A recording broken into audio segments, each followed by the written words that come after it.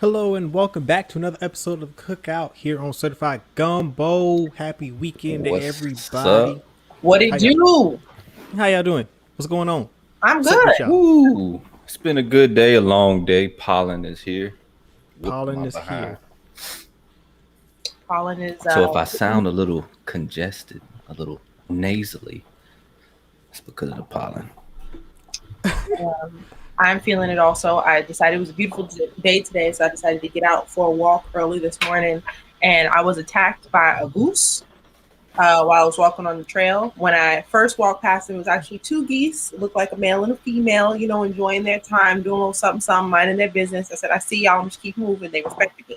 When I came back, it was just one goose. I think it was the dude. He was alone, and he was not happy to see me, and he actually chased me. I feared for my life, but I'm okay. That's crazy. Like, What I was was up with told they that? were aggressive and that they could be aggressive, but they had never shown aggression towards me until today, and I have learned a lesson. Yeah, they can be kind of territorial. Yeah, especially the babies around.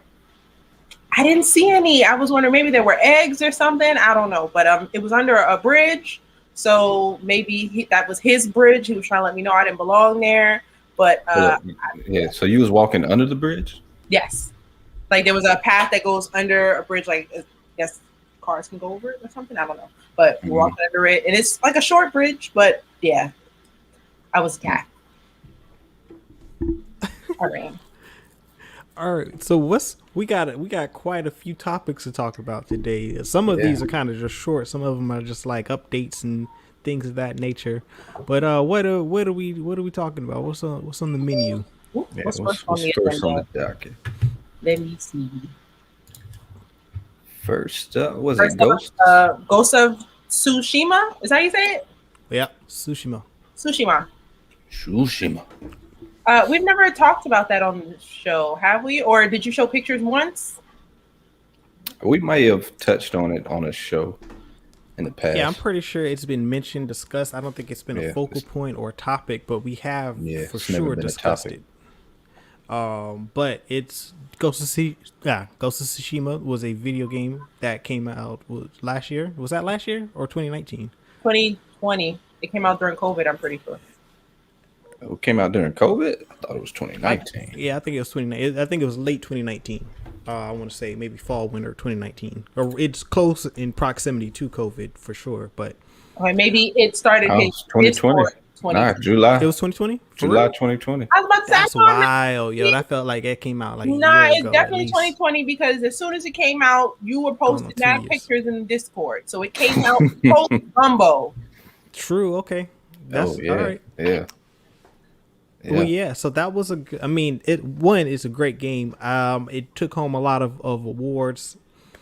And has a very cinematic feel. It was inspired by inspired by historical events, and also the style and direction was inspired a lot by Akira Kurosawa films, which And is who is that? heavily If people do not know, legendary Japanese director from the hmm 50s, 60s. I believe he produced some stuff in the 70s as well. yeah, But Akira Kurosawa was inspiration also for George Lucas. For those who don't know, he was a huge Kurosawa fan, and that inspired him to some degree to make Star Wars. yeah, So man. yeah, there's connections all over. They He's say also he inspired influenced a the lot of the spaghetti western. spaghetti Western Yeah, films as well. The stylistic hero's journey that you see a lot of his samurai heroes take are duplicated, mimicked in a lot of the spaghetti Western films. So, in Western film, he has been a huge influence for many, many generations. And I believe that this makes total sense because if you've played the video game, it has such a cinematic feel to it that you just knew it was gonna be a series or a movie at some point. It just had that vibe. It had that feel. The way it's structured, the way the story is told. It was only a matter of time before this really got greenlit. So it's good to see that did happen this week. Definitely looking forward to it. Sony Studios will be manning that project. So, JBM, you've also played the game. Yeah, great game. Probably the best game of 2020, I would say. Yeah, one of the best games I've played. And the developers of that game, they were awarded like ambassadors of the city. Yeah. I think they got the keys to the city equivalency in Tsushima. Equivalent. Yeah. That's what's up. So that's So it's a huge that's- honor. Yeah, huge And it honor. is based on actual historical event on the Mongolian invasion of the island of Tsushima. I wanted to say the second invasion because maybe the second one, first or second, I don't know. But there were two different invasions, two instances historically. The first one, the Mongolians sent, I think, like 10,000 troops to Tsushima to invade as a staging point to invade the mainland of Japan, and I believe the Japanese emperor sent maybe like 1,000 samurai to defend the island, but there was a massive thunderstorm that occurred at the same time as the invasion, and the majority of the Mongolian ships were destroyed, and so most of the invading force actually drowned, and the ones that did survive went on with the invasion, but they were easily thwarted by the samurai defenders, and then which led to a full retreat. And then the second occurrence, I believe it's rumored that they sent over 100,000 Mongolians to invade Tsushima, and on that occurrence, a tsunami hit and destroyed most of the invasion force. And then that led to a full-on retreat of the Mongolian forces. So at that point, Tsushima's back. Yeah. So they believed, the Japanese folklore said that the island of Tsushima in Japan was protected by the native spirit, or the natural spirits, and I can't remember what spirit it was, but they believed that they were protected by nature, basically. But the story, of course, it didn't quite transpire like that for dramatic purposes. So it's a good story, well executed, pays homage to the Japanese samurai culture in the Shogun period, and explains how the honor system works and the merits and all of that, and you can see how the Jedi were inspired by the samurai. You get a lot of that, in how they, in the honor of how the samurai fight. And it's a really good story, really good game. It's going to make an excellent movie, and I can't wait to see it. Yeah. I'm excited too. Never played the game.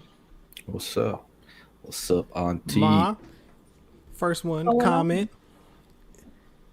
P. Rich. Yeah, we back. That's like a double entendre for P. Rich. He's back. We see him back in the comments. Shout out to Toro de Oro. Shooting was wrapped. Excellent. Nice. Now in post-production. I am a little weary sometimes of films that are adaptations of video games. They don't always go over well, but from the photos I've seen of this game, it looks like it was something that was made for film. So I hope we don't have any problems there. I hope so. Yeah, it's going to take a monumental effort for them to mess this up. Like, just having played the game, just because of how cinematic the game is by nature. Like, you don't really have to do much to the story to execute this on the big screen. Just if they how have it was the written creators of the and game staged. work with the writers, then Yeah, and I believe that is the plan. Being that this is Sony Pictures that is manning this project, I don't see why they wouldn't have the development team come in to help with the story. Is Sony responsible for the game also? Yes. Good. Yep. Unrelated. It is a PlayStation exclusive. Just made me think about it. Did y'all see the Doom Annihilation film? Mm-mm. Mm-mm. Okay. Did you see the first Doom that had the rock in it? Yeah. I So, did I not. saw that. how did y'all feel about that movie in comparison to the game? All right. If you think that was bad, if you think that movie was bad, the Doom Annihilation film is 1,000 times worse. Oh It's my so goodness. It's worse than the first one. yo, That's it's crazy. so bad. I want you to watch it just so you can see how bad it is. Like it was so bad I couldn't turn it off. And if a movie is just not keeping me, especially if it's something supposed to be sci-fi or action, I'll leave it. But I had to finish the movie. I was like, no. This is gonna get better. And it didn't at all. Oh, it was awful. So Ghost of Tsushima, please don't do that. Please I do just not. don't. Y'all I have a can't. great template to go by. Do not. I mess yeah. it up. I Just can't don't see change how. nothing. Don't change it. I can't see how Just that would replicate it. That's happen. all. Replicate. Replication.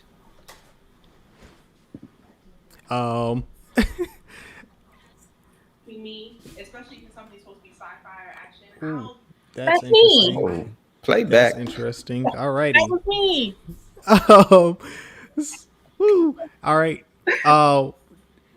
Well, being Keep it that it's a together. samurai film, we've got a number of samurai movies, excellent samurai movies that they can really just copy if they wanted to and just replace the characters and location. I can't see them messing this up. There's way too much out there for them to get this right. The amount of content and material that they packed into the game lends itself to it's just so they've already done the research. It's all there. All they need to do is work with the studio and everything should be good. Should be golden. Casting as well should be smooth. I don't know if they mocapped a lot of the main characters because they could probably get a lot of those characters in. A lot of those actors who if No, it the was a voice mocap actor that project. played the main character, he wants to be in the film as the main Yeah. character. I would love to see that. I mean, they did a great job acting, and I played the game with Japanese dubbed in Audio. Japanese and English subtitles. So I got the true form experience of it. So yeah, I'd love to see it, and I hope that they do it in Japanese and have English subtitles too. That'd be exciting. That's also another wish list item.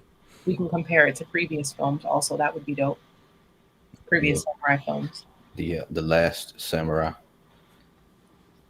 Yeah. With Tom Cruise? I was about to say. Yeah. That's the Last Samurai movie. No, it's not. Is it? No, Seven Assassins is also another one. That's a later film. That's thinking off the top of my head, which is pretty good. It's kind of like a rehash of Seven Samurai, just from a different the Seven Assassins is like there's seven Ronin. One of the emperor is like kind of crazy. And they're tasked with, since they are Ronin and they have no master, they're tasked with assassinating the emperor to keep him from doing more crazy stuff to the people. It's a really good film. Like I don't know if it's still streaming on Netflix or not, but that's definitely something to check out. It's on Prime Video right now.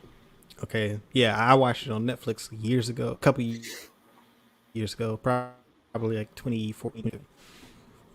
That's a really good one though. Japanese, very violent, but it's very, very, very good. But it was inspired by Kurosawa, for sure. Okay. I'll add it to the list. I'll check that out. Yes. Good watch. I love samurai films. Oh yeah. Those are I haven't seen one that I hadn't liked. Oh, what about the X-Men Origins Wolverine movie that takes place in Japan? That's not a samurai movie. If you Google samurai movies, I promise you it pops up. That's not a samurai movie. I refuse to call that a samurai movie. I don't think that any Japanese person would call that a samurai film. It has samurai influences, but it is not a samurai film. Now, would you say that because it's a bad samurai film. I would say that because it's not, but It's it a is also a X-Men. bad film. Yeah, I would just say it's an X-Men movie. It's an X-Men movie for sure with samurai themes. Yeah. There are samurai characters in the movie. They that weren't are even featured samurai. in It was there's one samurai, but that's toward the end. yeah, Mainly and- ninjas. Yeah. So it's a More than one. yeah, it's not a samurai movie though. For it to be a samurai movie, the main character would have to be a samurai, and it'd have to be set in the Shogun era of Japan. No arguments on that.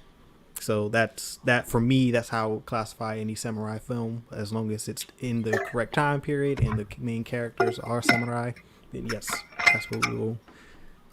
Then it will get the samurai designation. Got Kind of like Western. Like if it's got to be set in the West in that time period, and there needs to be cowboys, then it's a Western. Gotcha. All right, so that's all I have on that. I'm definitely looking forward to that. No release date, still in early development, but I'll definitely be keeping my eyes on that project as it develops. Just like another project that I am a huge fan of, and a franchise I'm a huge fan of, which is Lord of the Rings. Look at that. That was a good segue. I like that. I'm screaming.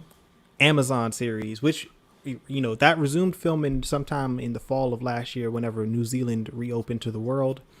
You know, the crew got their clearance and they started moving back over to New Zealand and began production. They finished the pilot episode back actually on Christmas Day of 2020 of the pilot episode, and then the second episode they completed, I want to say, in January. And in the news this week, they have hired a new director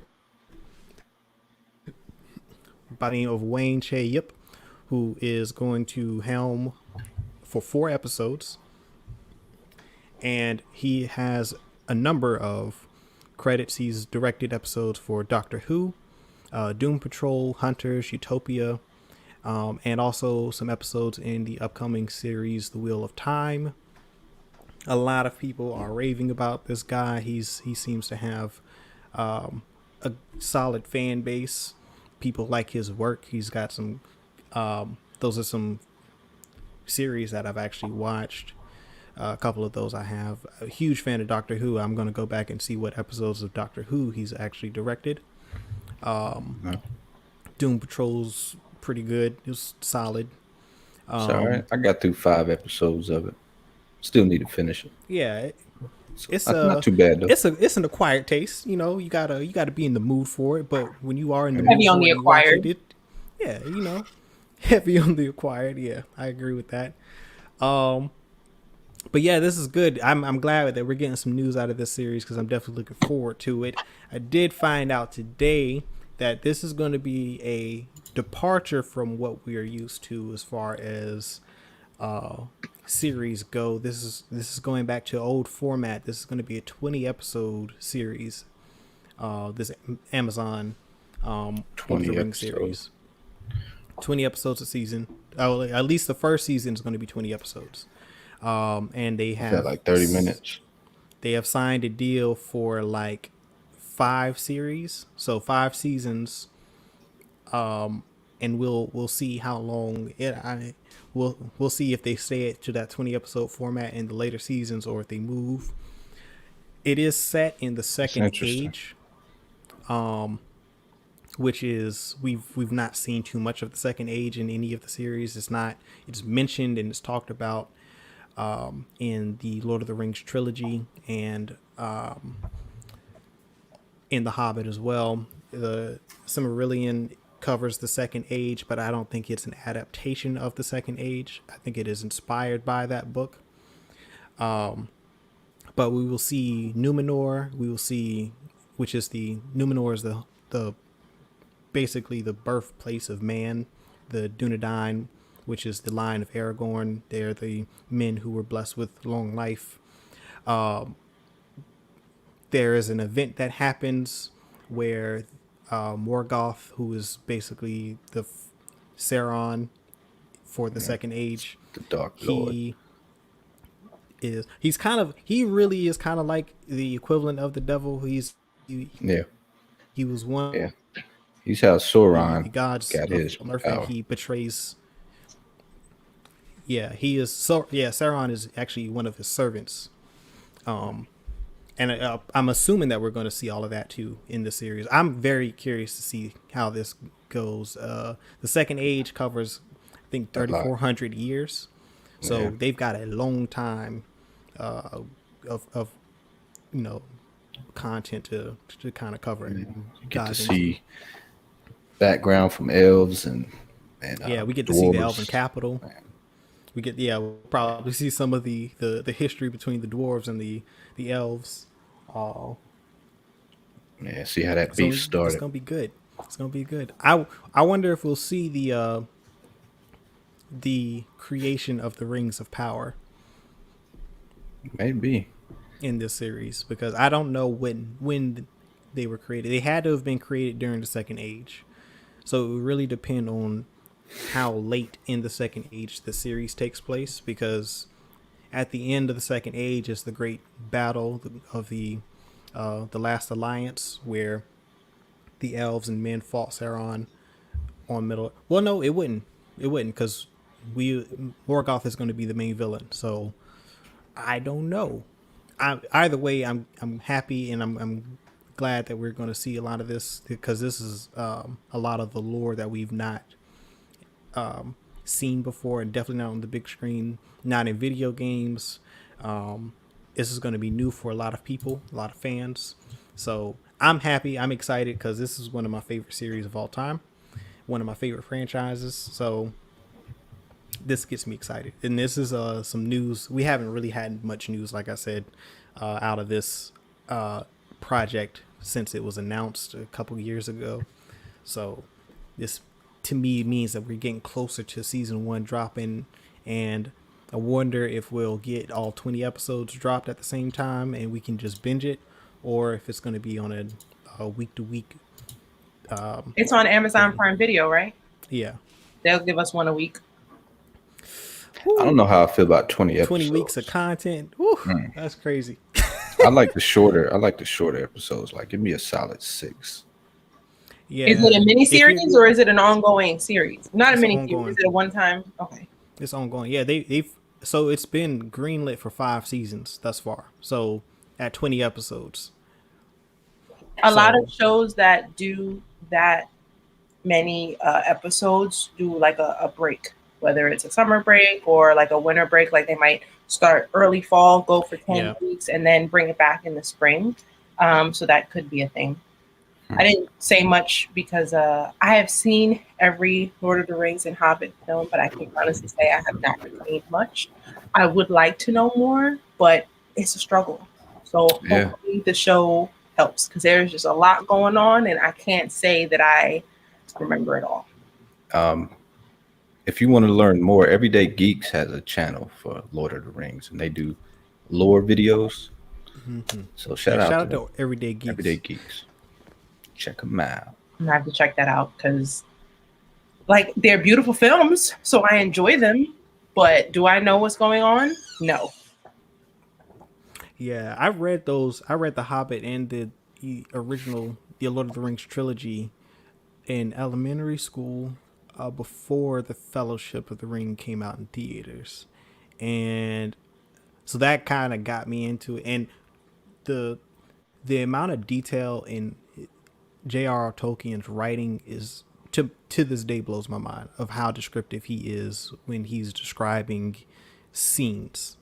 Like, and when I watched the movie, like everything that he wrote and how he described it came across on screen, and it was literally like he gave you the blueprint basically for this to be developed into some sort of visual format. I don't know if that's just his foresight, or if that's just, how he is as a writer. Like, he just needed to express that much detail, but it benefited everyone, because I think everyone will agree who's read the books that when they watch the films, what they imagine based off his descriptions is exactly how everything was depicted in The Hobbit and in all of the Lord of the Rings movies. There were some character details that changed, minor details that changed, but the overall aesthetic completely matched. Nice. Completely matched. Yeah, he did, and he was a real detailed writer, just in general. Like they've got whole books on his Bible of Lord of the Rings lore. Yeah, like he'll create a character, like a side character that might have pop into the story for maybe a chapter or less, maybe a few pages. But in his notes, he's got a detail of who this person is, what they've done in their entire life. Like he's just detail oriented. Like there's no one that he's ever mentioned in his books that that doesn't have a backstory. Like all of these characters have backstories. All of them have history. Like that's just the type of writer he is. Yeah, and all of his themes and characters mostly are inspired by mythology. Yeah, from like all types of cultures. Yeah. Very interesting dude. World War I vet as well. Super cool. All right, that's my spill for Lord of the Rings. You know, I had talked about Lord of the Rings. You know what I'm saying? I was happy to see that some news come in for that. Precious. Nice. Well, next up we got a little black girl magic during Women's History Month. Issa Rae signed an 8-figure deal with Warner Media. Hooray! She's going to be producing shows and films, whatever she wants, and I'm excited. We learned that the next season of Insecure was going to be the last, and I can honestly say I was bummed about it. But I mean, Issa's been in every film that she could be recently, and now to know that she's inked this deal, I get it. So I'm excited for her. Although, side note, HBO has a history with ending shows, and I don't want the series finale of Insecure to feel like it wasn't supposed to end this way.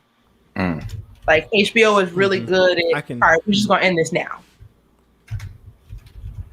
And I can always see it on screen. So I hope that doesn't happen to Insecure, because I love that show. I think she seems to have indicated from social that this is the ending that she's always, like, regardless of what happened, this was going to be the last season.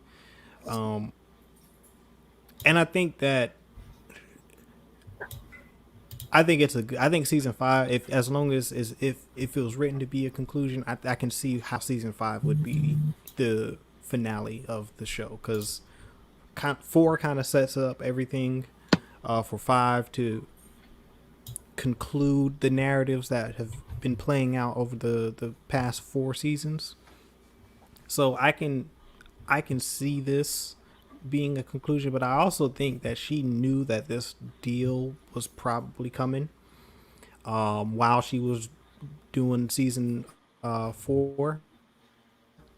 I think negotiations probably began during the production of season 4, knowing that season 5 would be the last season. So it doesn't surprise me that season 5 being the last season, her signing this 8-figure deal, which is tremendous news. I'm extremely proud and happy that she deserves it, because this is what she's done, in my opinion, with Insecure has been great. I can see how this kind of sort of all the cards just fell into place on this, as far as that series goes. And I can't wait to see what else she does, and hopefully with this deal she can spread her wings and dive into other genres, and kind of, I hope she has the freedom and flexibility to do and produce the content that she wants to produce and create. That's the main thing. Like, I hope it's not a binding deal where the studio has more control than she does over the stuff that she's heading up. Yeah, they'll have probably have the normal amount of say so. Yeah, I have faith that they also are going to give her the room to do what she wants to do. I mean, I shouldn't say nobody was expecting Insecure to be what it was, but I definitely was not expecting to be this attached to the show. Like I never missed an episode. I I think it's I think it's safe to say the show exceeded expectations. Yeah, for like, sure. Live tweeting Insecure on Sundays is a vibe. Like social media together. I'll never forget at the end of season 1 when Lawrence. he hasn't seen the show. Seen it. Listen, you had to be there. Social media, live tweeting Insecure is very fun. JBM, you gotta get through it so we could talk about it. I didn't know you hadn't seen it, but now that I know, let me know what episode's on, how you feeling about it. Talk to me about Issa and Molly, and yeah. Yeah.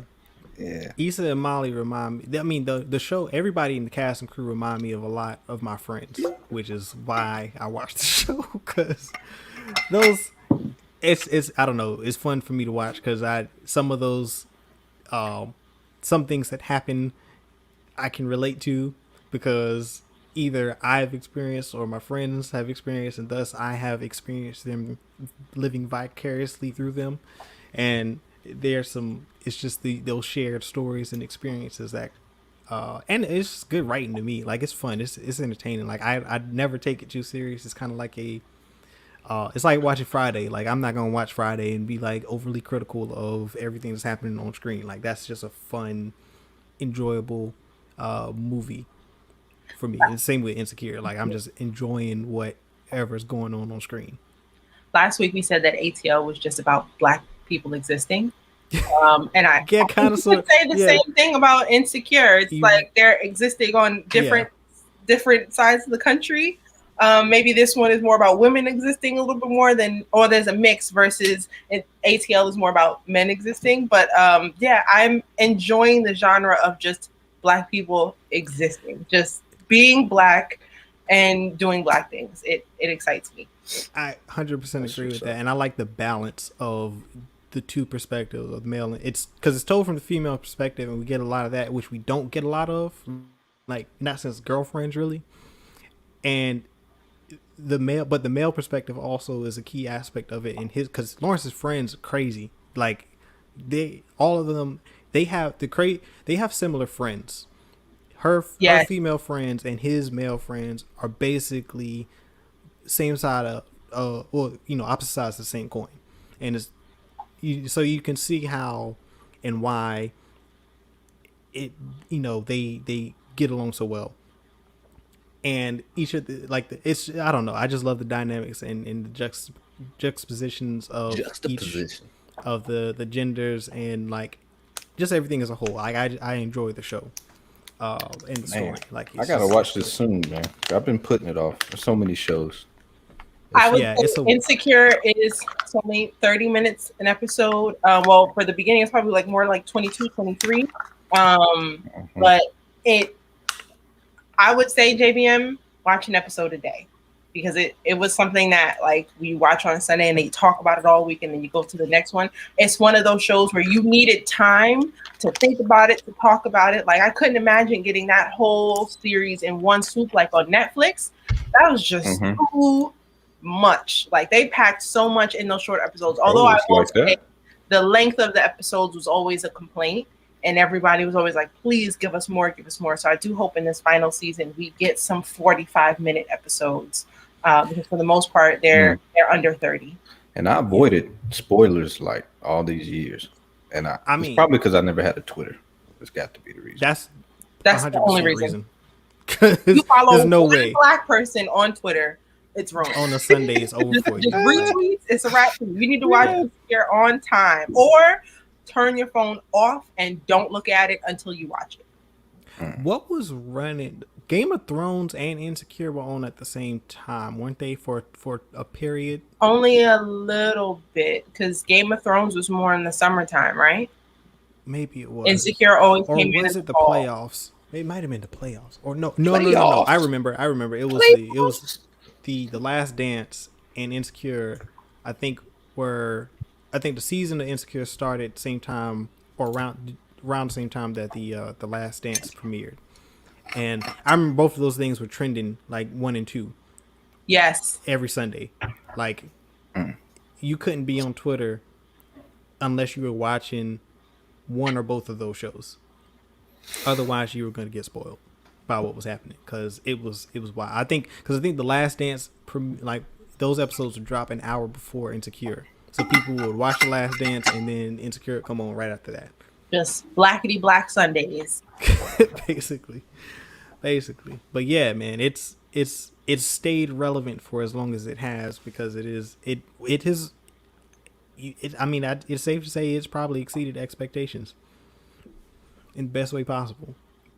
So I think that this is she has definitely earned this. I'm proud of her. I'm glad that she has pinned this deal. I think HBO is a good fit, and I cannot wait to see what else we see from Issa Rae. Yeah. And Did Mark that Phillips show start off as a web series before she got kind of sort of. I was just about to talk about that. She had a series on YouTube called Awkward Black Girl. Those shows are all still there, but the character Issa in Insecure is inspired by that. But I wouldn't say that the shows are the same. Like, you don't need to watch one to watch the other one. And I would recommend watching Awkward Black Girl too, because it was just that, a very awkward black girl. But I wouldn't say that Issa was too awkward and insecure. But they're both worth a watch. But it's also very inspiring to see that, you know, she went from a show on YouTube and now has an 8-figure deal with Warner Media. So I don't know, just Issa, if you're watching, sprinkle some of them good jujus on us. We need that because we're just a show on YouTube right now, but we are much more. Hey, yeah, shout out Issa Rae, man. Definitely. Great. Oh, and what's his name is on there now, right? So yeah, she's working with Mark. Yeah, Mark his name Phillips. is Mark Phillips, right? Mark Phillips, yeah. The dude who LeBron. Yeah, that one. And because he's also, this is good, wonderful. Supreme Dreams. I'm glad. One. I wonder did she reach out to him to work together? I wouldn't be surprised. I wonder how this, because that to me is a good combination. Like, and he's had this similar trajectory as she has, like internet, social media type of following. He's got a core group of people, and the content he creates is for what, Instagram now? I think he started on Vine, wasn't it? And I think he started on YouTube. Was it? I think I saw a lot of his stuff. I don't know where I saw a lot of his clips, but I saw him for the first time on Twitter. Me too, but I felt like it was through Vine, and then when Vine died, I think he went to YouTube. It's interesting how they'll do that because Mark Phillips, the Supreme Dreams, they operate as a team. So hopefully all those do, because they're super talented. I'm wondering if it's going to be a what was the name of the show? Was it Loiter Squad?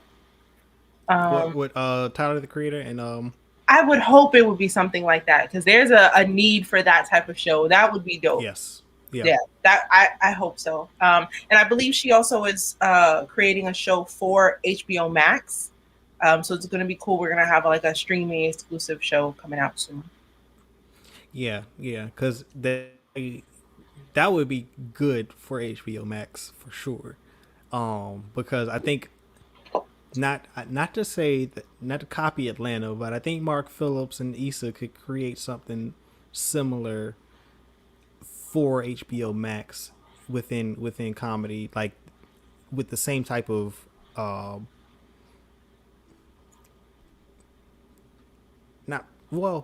same kind of energy that ATL has, where it's black people existing, like how we said, but for HBO Max, like not they don't have to steal it, like it's not the same plot, but just give us that type of content, and for HBO Max, I think that'll get a lot of people signed on to that streaming service to watch that, because he is very popular. I'm excited already. They're both very popular. I'm excited already. Hopefully we get to see something soon. Absolutely, man. Internet celebrities, they're this is a real thing now, and it's good to see that, because he's been doing this for years, and I know she was on YouTube for years before she got her big break, and so it's good that she is helping him with this go to the next stage, go from the internet to a big studio like Warner Media. So I'm proud of her for that. Yeah, seeing people going from Vine to the big screen is always dope. It is, man. But man, there were some creative people on Vine, yo. There's a lot of them that it's tragic that video service went down, because man, there were some really good comedians on Vine.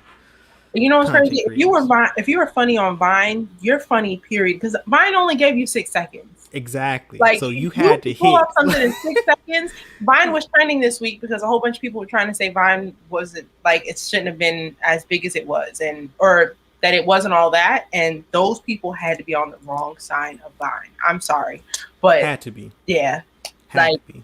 I'm using TikTok now, even though I swore up and down I was never going to touch it. But everybody around me is always sending me things. I'm like, let me just see it. And there's a little bit of that Vine comedy in TikTok, but it's just not the same.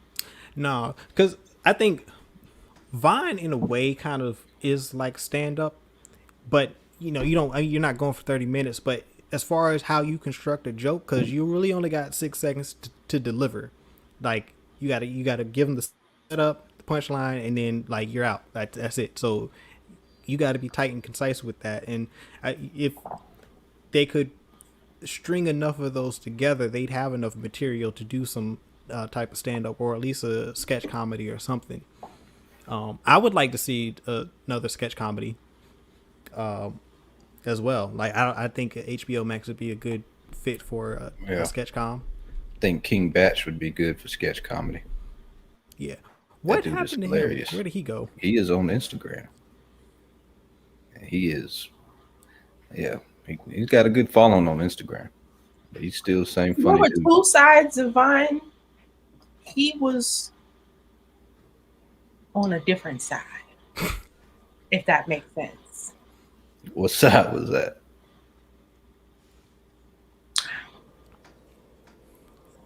He was a black man who was making black jokes that weren't meant for black people. Does that make sense? Yes. Especially on Vine. I don't know what he's doing on Instagram, but I remember his jokes on Vine were like, okay. And that was actually trending with Vine also this week, because there are a lot of people who didn't appreciate his type of jokes. And really? Yeah. So, but I will say his stuff on social media now is not the same as what was on Vine. Yeah, his Vine content was none of it landed for me when he was on Vine. I laughed about every video I saw. I didn't have Vine, but whatever made it to like the internet, YouTube or whatever, I would watch it. He did have some gems, but like most of his content was a tad minstrel. But he has changed his ways, and he is no longer doing those things on Instagram. So shout out to him for seeing the light. Yeah, well, I know he was successful. I don't know. His comedy didn't land for me. But he has an audience, and he is, he's got longevity. So if he can find a format that works for him, then why not? Exactly. That's all I got on that. Next topic. Marvel push stuff back again. I have all the dates if y'all ready. Yeah, the Phase 4. Do you have the original, by chance, the original Phase 4 schedule? I don't have the schedule. I just have the list, but I don't have the original dates. But I have an updated schedule with... because everything got mixed up, yo. Like, yeah. It's... COVID really messed things up, because now things are coming out of order. Like the fact that Falcon and the Winter Soldier is out before Black Widow is a big deal. Yeah, because they were originally I think they were supposed to come out like a month.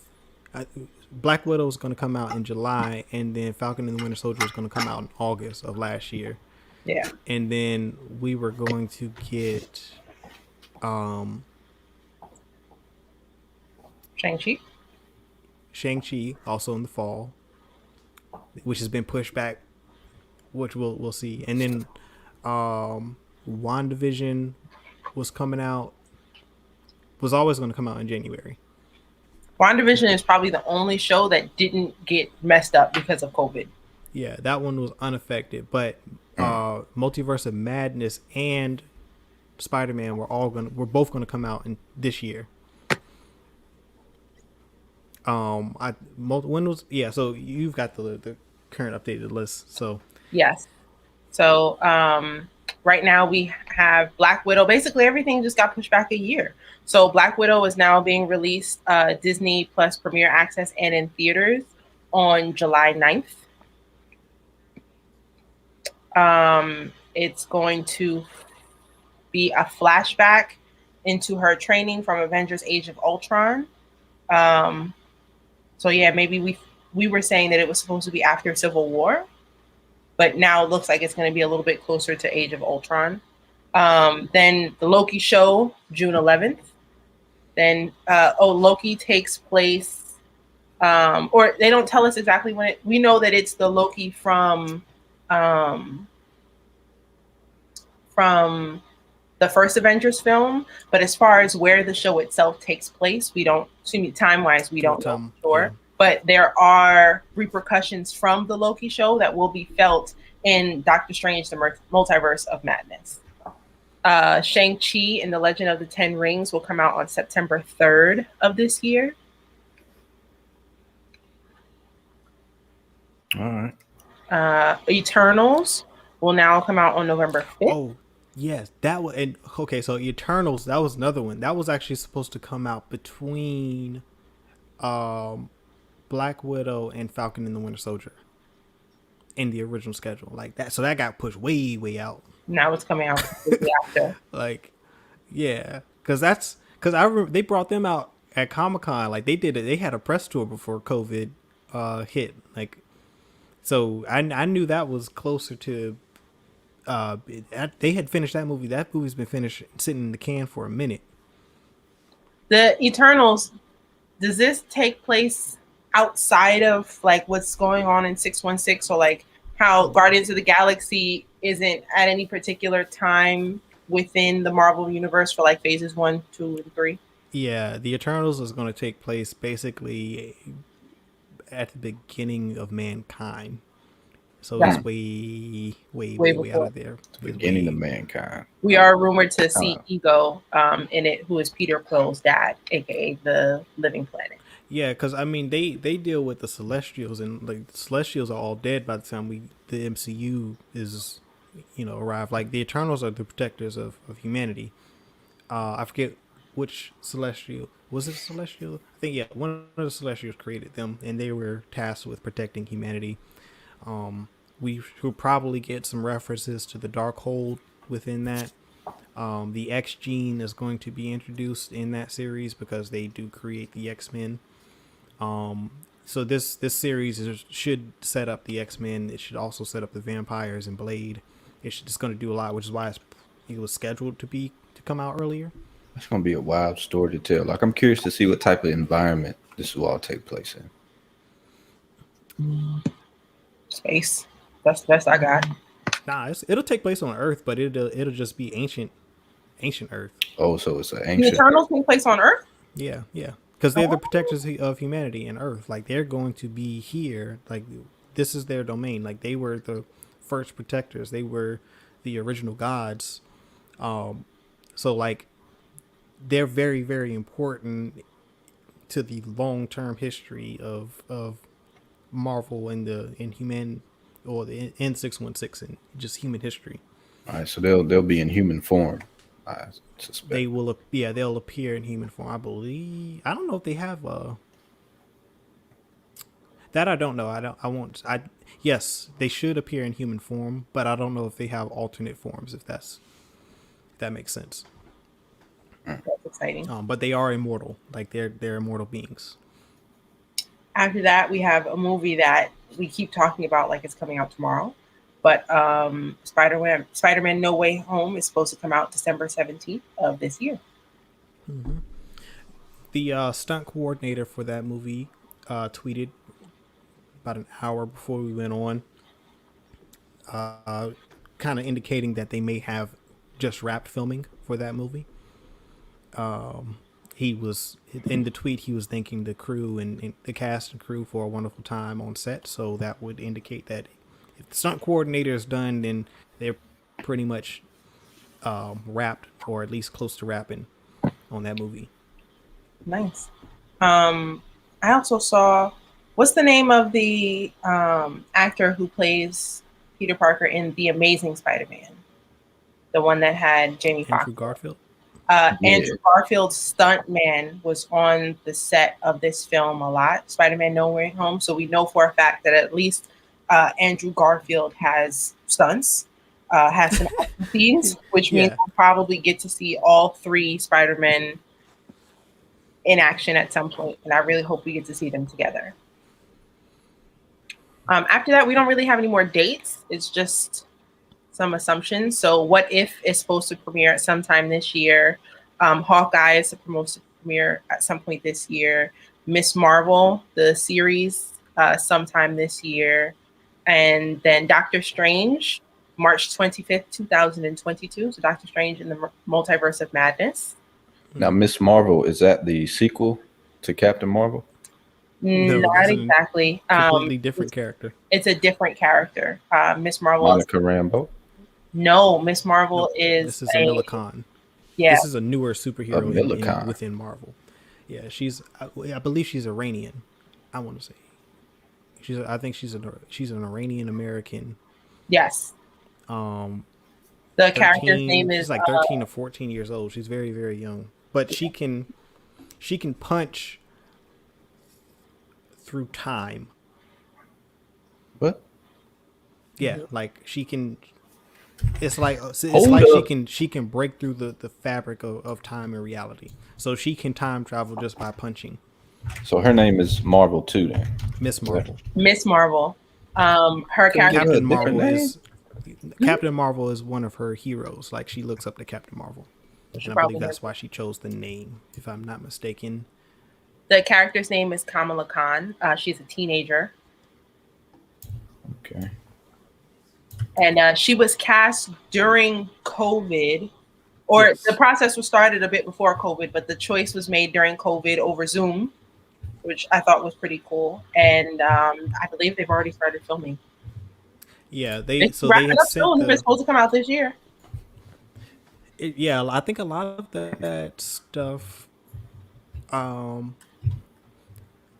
lot of stuff is going on in Atlanta right now, and London, as well as Australia, I believe, Australia and New Zealand. For Marvel, that's kind of expedited a lot of the back end stuff that never got started pre-COVID. This is one of the projects. And I believe that she is also a young Avenger, I want to say. Yes. So all of the, we're getting a lot of the young Avengers introduced in the series. We've had 3 thus far with Wiccan and Speed and Patriot, Eli in Falcon and the Winter Soldier last episode. I was talking to my dad about that last night. I'm so excited. Yeah, Young Avengers is going to be good. They've got a good... I can't wait. I don't know. It's not been announced yet, but all the characters are starting to pop up. So that's definitely something we got to. It's looking like we're going to get a Young Avengers film sometime in 2025, and it might be a Phase 5 film. That's 2025. That's like Phase 6. That's got to be Phase 6. 2025. Wow. And the Hawkeye movie, is that during the blip? Hawkeye is a show, right? It's after, it's a show. Yeah, the show. Does that take place? It take place after the blip? Yes, because he's working with Kate Bishop. Yes, so then his daughter would also be introduced in that show too. So that's another Young Avenger. Oh, dope.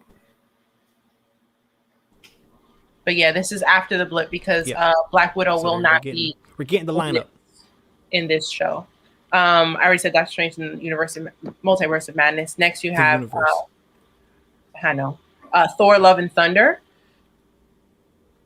Wait, did I say Doctor Strange in the Multiverse of Madness, March 25th? Yeah. Okay. Thor: Love and Thunder, May 6, 2022. a birthday week. So, I and always get Marvel. Is Marvel or Star Wars? It's always something's always dropping in May because I used to get X-Men, Spider-Man, and Star Wars movies. Or what's dropping anything. next year In May for Star Wars? They already announced something, right? this year. Yeah, Bad Batch premieres on May 4th. That's what it is. Okay. Alrighty. And how it fits into the MCU sometime after the Loki show. And it predates the Guardians of the Galaxy Volume 3. But it looks like Ant-Man. for Thor Love and Thunder. No, Ant-Man. Where's That's a Quantumania? Phase 5 film, apparently. So Phase 4 yeah. is going to end with Thor Love and Thunder. We don't have any dates for anything in Phase 5.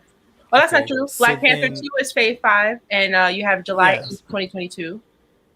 Yeah, Deadpool, okay. So, yeah, if they're saying 2025 for Young Avengers, that's definitely Phase 6. Phase Right?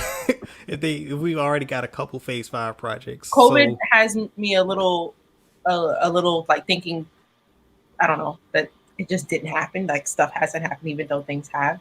We do have Deadpool 3, which they have listed under Phase 5, which I think is crazy.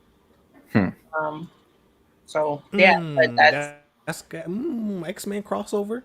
There we go. Well, that might be the first no time we way see the X-Men. Deadpool was not gonna talk about it. Like even when they announced the merge, that's what I was most excited about. Like Deadpool is going to talk about it. He's going to break the fourth wall, even if they're gonna break all types of rules during this movie just because that's what Deadpool does. But that comes out October 7th, 2022. Yeah, especially being that that's it's Deadpool, so like, and it's an MCU movie, so like all of that is going to be addressed in his. He's going to talk about all of this. Definitely. In that movie. Actually, October 7th, 2022 isn't confirmed, but they do believe it'll be coming out in October. Captain Marvel 2 is November 11th, 2022. No, did they anything for Blade? Did they put? Was that on that list? I don't think so. Blade. It's an assumption of July 2023 after Captain Marvel 2, after Ant-Man and the Wasp, Quantumania, and after Guardians of the Galaxy 3. Okay. So we're not going to see Blade until well after that stuff. And then after Blade is Fantastic Four. But at this point, the rest of the schedule is supposed to come out in this order, but there are no dates. So we know 2023, Fantastic Four, Moon Knight, which is the show, no dates right now for the rest of them. So that would be Secret Invasion, Ironheart, Armor Wars, Guardians of the Galaxy, the holiday special. We know that will come out I don't know why they have at the end of the list. That's supposed to come out the Christmas before Guardians of the Galaxy 3 comes out. They made that clear during the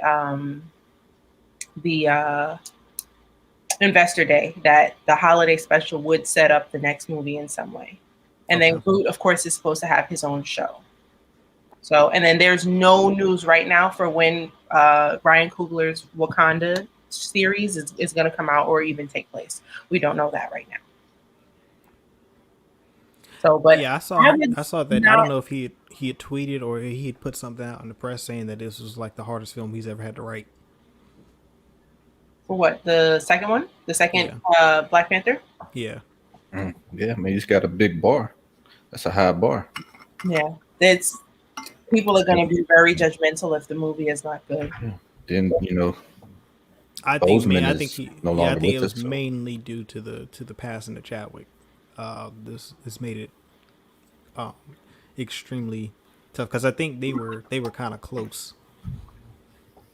Is it safe to say that there are going to be people unhappy regardless of what direction that he takes? Like people are so divided. There are people who don't want another film, and like this Marvel we talking about, they can't just not make a film. There's a large contingent that they don't want a sequel. There's another large contingent that wants them to recast T'Challa, and then there's another group that is more supportive of whatever. The more rational people are just supportive of whatever direction they choose to go in, as long as it stays true to the vision of the first film. And I mean, me personally, I hope we get a lot more of Wakanda and some more of the culture of Wakanda within this. But that's a tall task. It's a tall order that, you know, of making this film due to the circumstances surrounding it. So, Well, at the very least, we know we'll get to see that in the show, more of Wakanda in the show itself. So now that he has the show as an option, he might not even have to stress about all of that in Black Panther 2 specifically. Yeah. I mean, and it might be a thing, you know, it might be a smart move for them to move the show up in ahead of Black Panther 2, just to give them time. Like maybe let the show kind of guide how the sequel to Black Panther will unfold. But in the grand scheme of things, we don't know how connected the series or the sequel is to the other properties within the MCU. So I don't know. They've already teased who him and Kevin Feige have to work that out. I think that they'll. I was saying they've already kind of teased the antagonist. We believe Namor is going to be in it, and that was that in Endgame. So depending on how involved Namor is to Phase 5, we'll see. Yeah, and then you know there's also rumors of Dr. Doom making an appearance as well. So we shall see for sure. With that being said, I said all of that. We just need Black Widow to come out.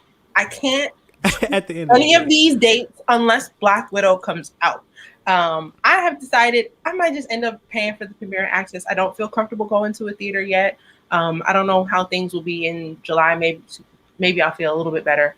But as of right now, I want to see the movie. The only way I'm going to see the movie is if I pay for premiere access. So that I think so, because of how much I've enjoyed the first 2 episodes of Falcon and the Winter Soldier, I'm more inclined to go with the premiere access just to see Black Widow, because of how it's supposed to have, you know, connections to this show. Because Black Widow's supposed to come out first, and there are some spoilers for Black Widow in Falcon and the Winter Soldier.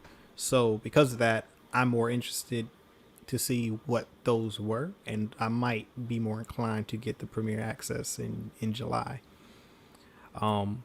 just to see what it was. We talked about this yesterday. I feel like it's the Hydra stuff that they're going to probably cover next episode. It's just no way. I mean, you got super soldiers running around, you've got Zemo incarcerated, you've got Isaiah Bradley. Zemo probably knows about all of this. He's going to be a key link in this, more so than I think a lot of people realize, because I think he is going to be what breaks Sam as far as like his whatever mental state he's in, and what side of this whole picture he's being, because he's not picking a side. Like, he's just going to spit facts at this point. Like, he's going to tell them what Hydra was doing, what the U.S. government was doing, how, if at all, there were any connections, and you know, the Isaiah Bradley situation, what happened to him. I think Zemo's going to reveal all that. He's going to talk about how they got the super soldier serum in the first place, and then there may be some tie-ins, because I think the villain in Black Widow seems to be a super soldier as well. So he had the serum somehow, and I think Zemo knows about who that person is. So I think all of that's going to be revealed, and I think that's going to be kind of sort of a major thing for Black Widow 2, or Black Widow. Why did I say 2? That's interesting. So I don't know. We'll see. We shall see, man. I'm looking forward to that Zemo scene though in next episode. Yeah. JBM, we didn't get to ask you, how did you feel about yesterday's episode? I enjoyed that episode a lot. Yeah, I liked it. I like seeing Patriot. That was a nice surprise. I like seeing Sam and Bucky just go back and forth, Kind of reminds me of 48 Hours with Nick Nolte and Eddie Murphy. You post that in the Discord. Yeah. That's a good comparison. Much better than that WandaVision experience. I hate to say it, but I also enjoyed it more than WandaVision. Yeah. It's interesting to see the new Cap and his side dude. What's Black Star? Something like that, crazy. I'm like, man, the symbolism in this is wild right now. It is. That just shows that the United. That's what I love. I was like, yo, this is layered, yo. Yeah, it's heavy layered. Like, layered. It's subtle, but yeah. The government only ever saw Sam as Steve Rogers' sidekick. That's all he ever was to those people, which is why they felt that the new Captain America needed that too. Mm-hmm. Yes, yeah, he needed his black sidekick. Mm-hmm. And who's the showrunner on this? Malcolm Spellman. Yeah. So that's you can see he's all over that story. He's good. He's doing it right. He's eating it up too, man. It's like I'm gonna sprinkle that in right there. Like it's not in your face either. Like it's just you know what's going on. Like you just have some things are in if your you face. know you know. Yeah, some are it's like super deliberate and for right in sure. your face. For sure. Like some things are key to the plot, and then there's other stuff that's not. But if you pick up on it, like he know sprinkled that in for us. Yeah. You know what I'm saying? I appreciate it. I'm enjoying it. It's this episode that, like, I think I said that yesterday. Like the first episode, I was like, are they going to do this? Or are we just going to get a tease and then like they're not really going to dive into it? And this just confirmed like, oh yeah, we're going there. So I'm like, oh yeah, I'm here for it. They want some lethal weapon stuff, man. Yeah, for real. So, Danny Glover. So yeah, I'm thoroughly enjoying this, and I can still see, man, this would have been such a good movie. You know, like just give us the 4 or 5 hour film. The antagonist in the story is good too. Flag Smashers. Yeah. And their ideology and their whole movement. It's like, I'm on their side right now. Yeah, I want to know what went down during the blip for them to be this radical or this revolutionary. I'm curious to see. I hope Marvel decides to share that at some point, whether it's a show, because 5 years is a long time. And we know there are enough bad guys in the world that a lot of them stayed and probably took over and got to do crazy things. So I would just like to see it. Like we know Hawkeye went wild. Mm-hmm. That's what I want to see. So, but I don't think his show is going to be about that, which kind of stinks. But maybe he'll touch on it. Like it's flashbacks or something. Yeah, it'll be flashbacks. But, I don't think they're not going to address it, but the show is definitely not about him being the Ronin. It's going to be about him passing the torch to Kate Bishop, and her becoming Hawkeye, because he's going to be done. His health should be ailing. I think he's lost hearing in one ear, and which is actually interesting because they started hitting at that in I think Ultron and some other Avengers movies. Like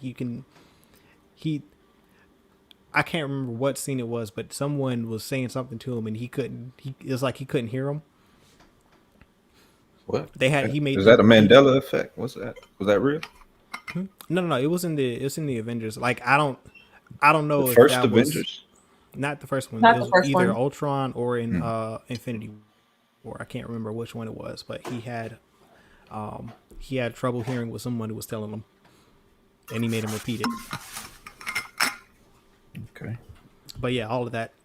He's older, so he's all those years. He's done with being an Avenger at this point. So he's passing the torch on, and that's going to be what the show is about. Gotcha. 5 years. I will say, second episode, that fight scene on top of the trucks, I was like, a little mediocre, but it was all right. You know. Yeah. And whoever who is that actress that seems like she's the leader of the Flag Smashers? I can tell you right now. She did a good job. Yeah. She's also in Solo. She was Erin Kellyman is her name. Okay. Yeah. she Shout out played to a her. very She did a similar good job. role. I want to see more of that character too. Interested to see Not similar what role. that's about. She was in the exact same role in Solo. Lagging out a bit, cool. Oh, I think I froze. He said that she was playing a similar role I'm in back now. Solo. She doesn't have a very No, she played the exact same role in Solo. Oh Like, God. No. same role. Typecast? We can't typecast. Come on. Yeah. Well, she doesn't have much previous work, so I mean, this is just people seeing her even more. I think Solo was her debut. Debut? Okay. Yeah, Solo. She was in stuff as a child that I can see.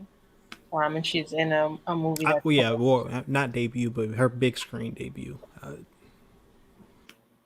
She's in a film that comes out in July called The Green Knight. Green Knight. Mm-hmm. Okay. I'm still in the camp that Solo movie should have been a series on Disney Plus. Live action series. Yeah. And it would have been a whole lot better. Speaking of Star Wars, am I the only one that sees Bucky and is like, yo, this is Luke Skywalker, bro? Yeah. No, you're not. Everyone sees that. When they were in the van or in the back of the whatever they were driving. They have the same facial structure. Yeah. Same facial structure, like it's crazy how much they favor one another. And Sebastian Stan recently said in an interview, because people keep asking him, is he going to play young Luke Skywalker? And he said, if Mark Hamill himself were to reach out to me and say, I want you to play young Luke Skywalker, then I'll consider it. And then everybody on Twitter was like, quote, retweeting and tagging Mark Hamill in it. So, it would be good.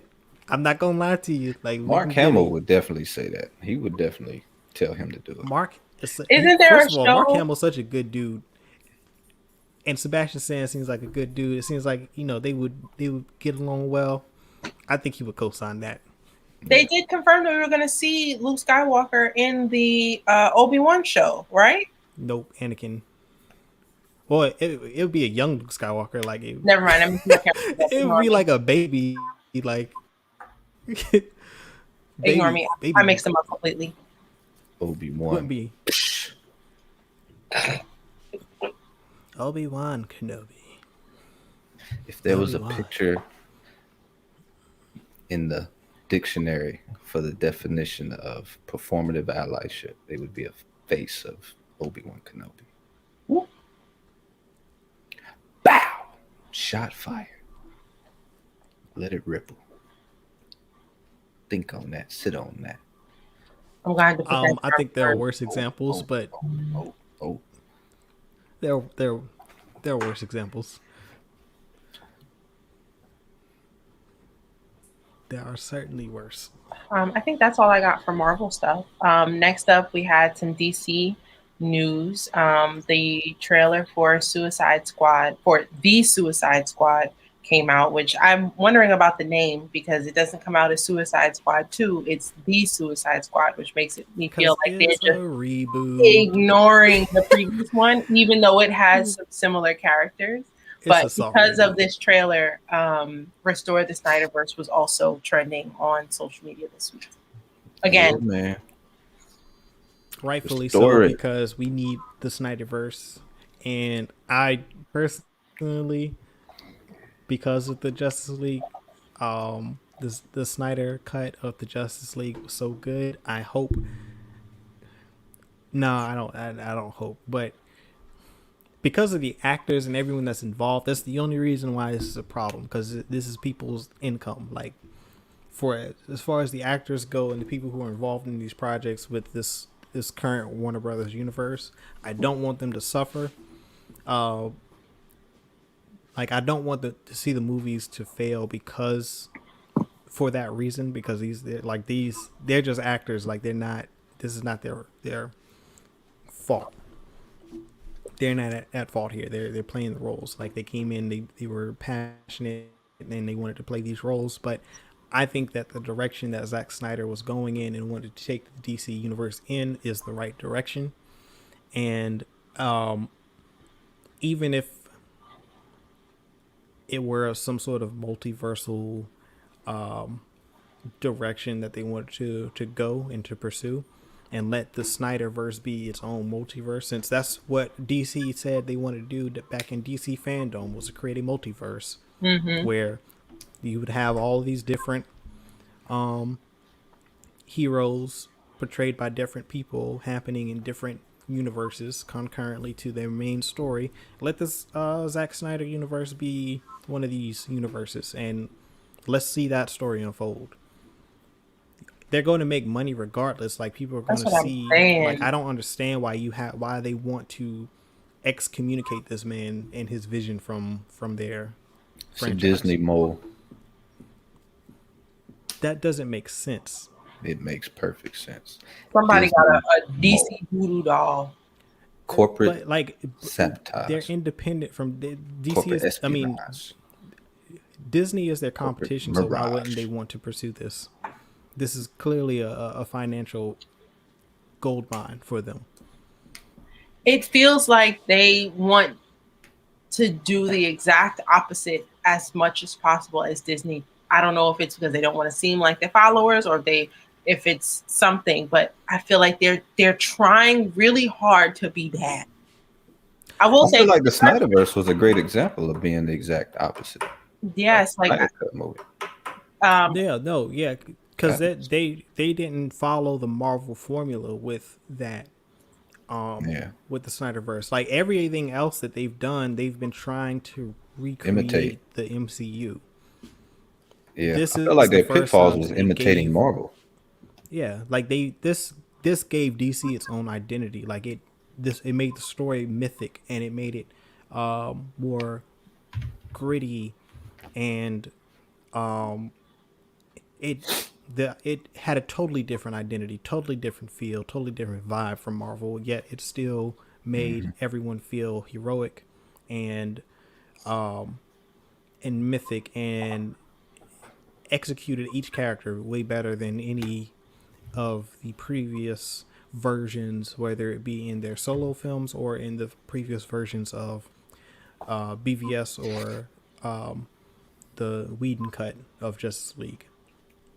I don't know, maybe like, it's just a better not doing a good job of it. I'm struggling to see the parallels. I can see how maybe they were uncomfortable with how dark DC was, and they wanted to lighten it up by Marvel, but everything else they're doing is just not matching up with Disney at all. So something's up, because even the X-Men had a different tone, and we're doing okay. So I don't know. But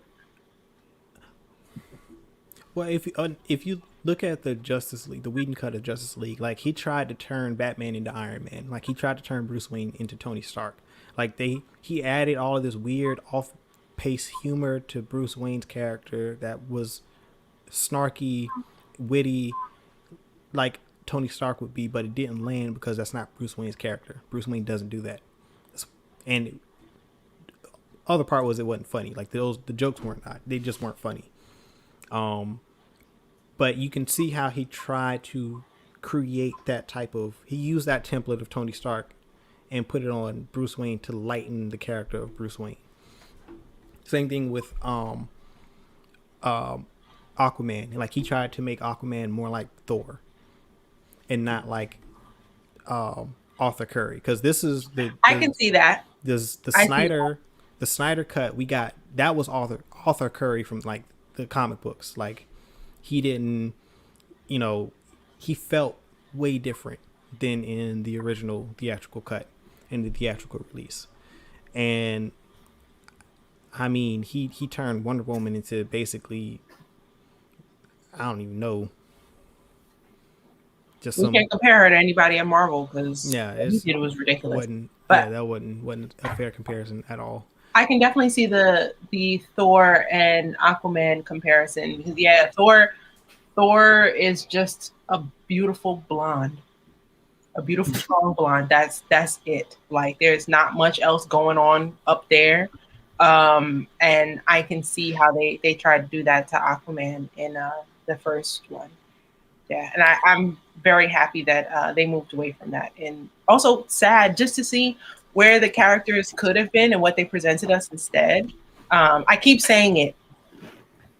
All of those actors have Joss Whedon stories, and no pressure to them, especially to Gal Gadot, because it's probably a lot to be a woman to be put through what they put her through on that set.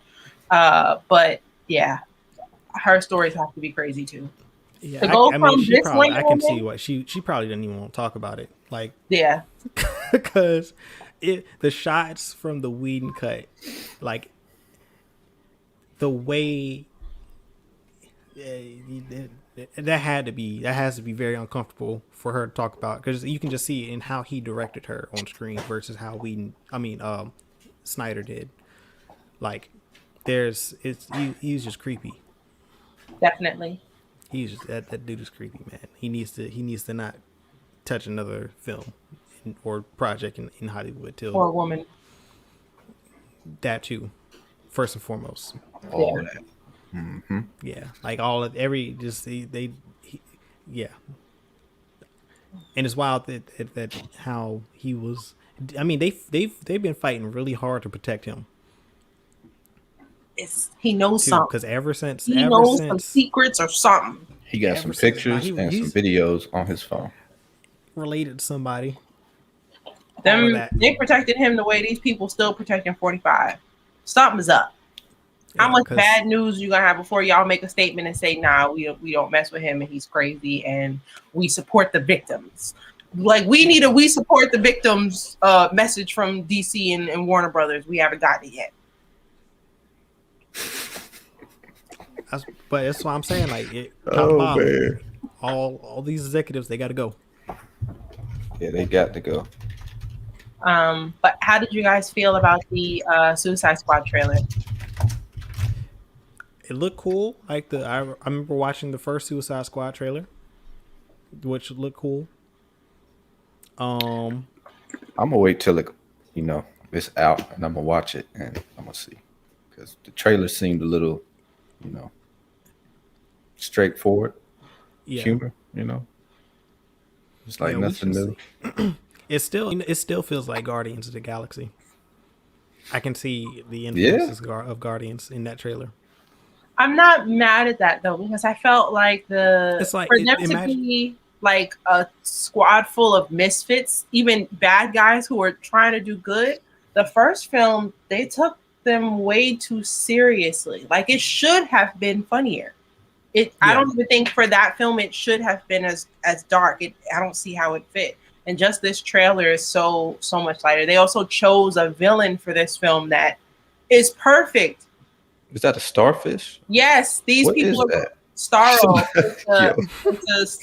Starro is a giant starfish that can control people's minds and Evil Patrick. More like evil. Remember when Plankton had the chum bucket, the helmets thing, and it was trying to take over? No? All right.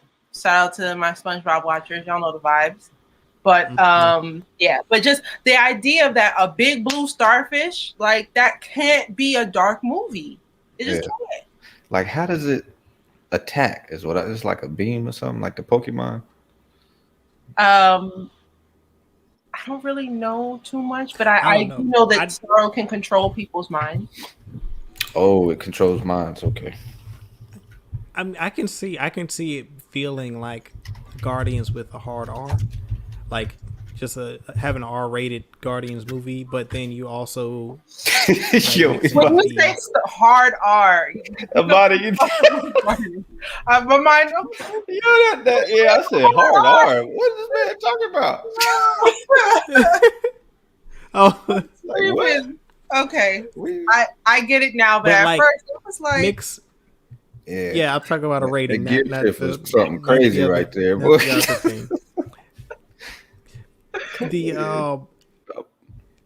It's like mixing Guardians and the Expendables. Like, you can't take it. You just can't take it too serious. I gotta watch it to see how I'm saying, but that's what I'm saying. Like, I'm saying that's what it should feel like when you watch it. Like I watched the Expendables. I enjoyed the Expendables. I never took the Expendables too serious, and I hope that the tone and feel of it is sort of like, you know, the superhero version of the Expendables, where it's over the top, it's crazy, but it's still like Still my man. enjoyable to watch. I'm still stuck on hard R. Guardians with a hard R. I think that's what it should be. The first film took itself way too seriously. There was too much drama, if that makes sense. Like, these are a whole bunch of misfits. They should be arguing and fighting. That's but I will say, I don't know, maybe it's because like there were some villains that were so powerful, like the pyro guy who controlled fire and then turned himself completely into a skeleton, a god. Like, I don't know, he was almost too powerful, too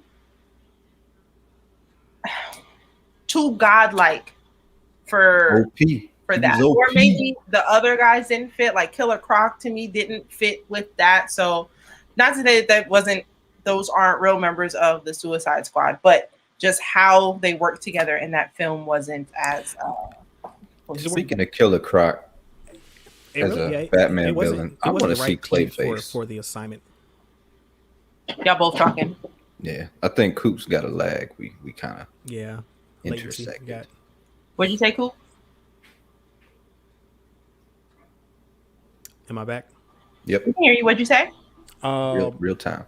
Okay. I lost my thoughts. So go ahead. I was saying, I want to see Clayface on screen as a villain. In some type of capacity.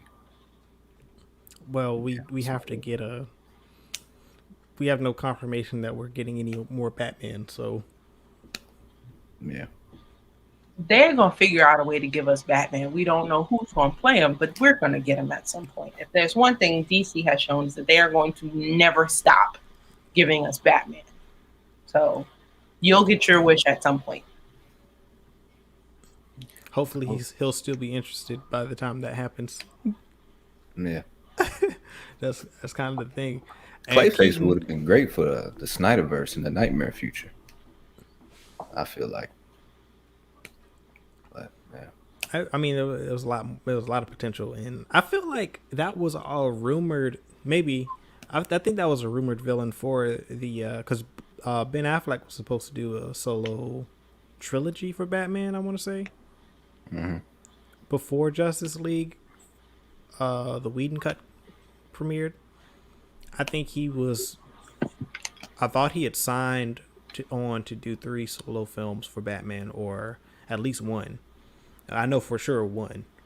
But after all the fallout, that he backed away from the role. He still hasn't. I think the only person that he feels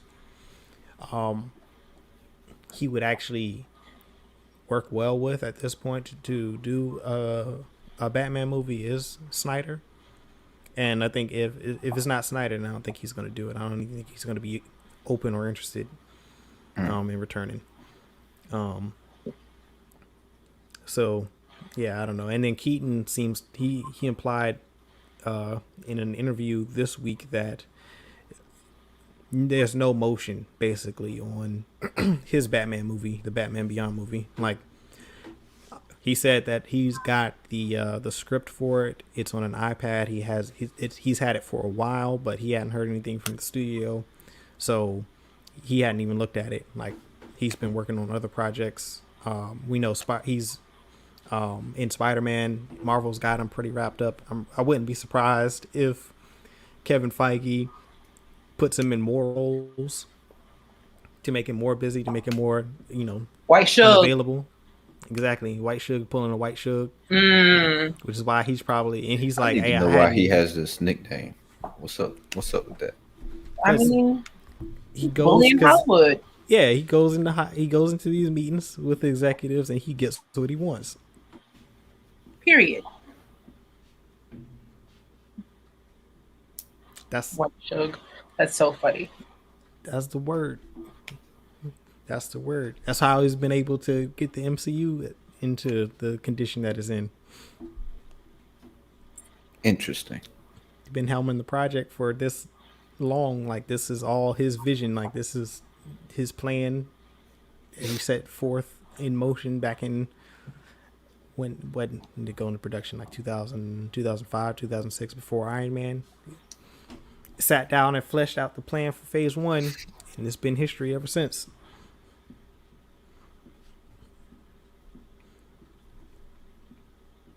That's all I got on that.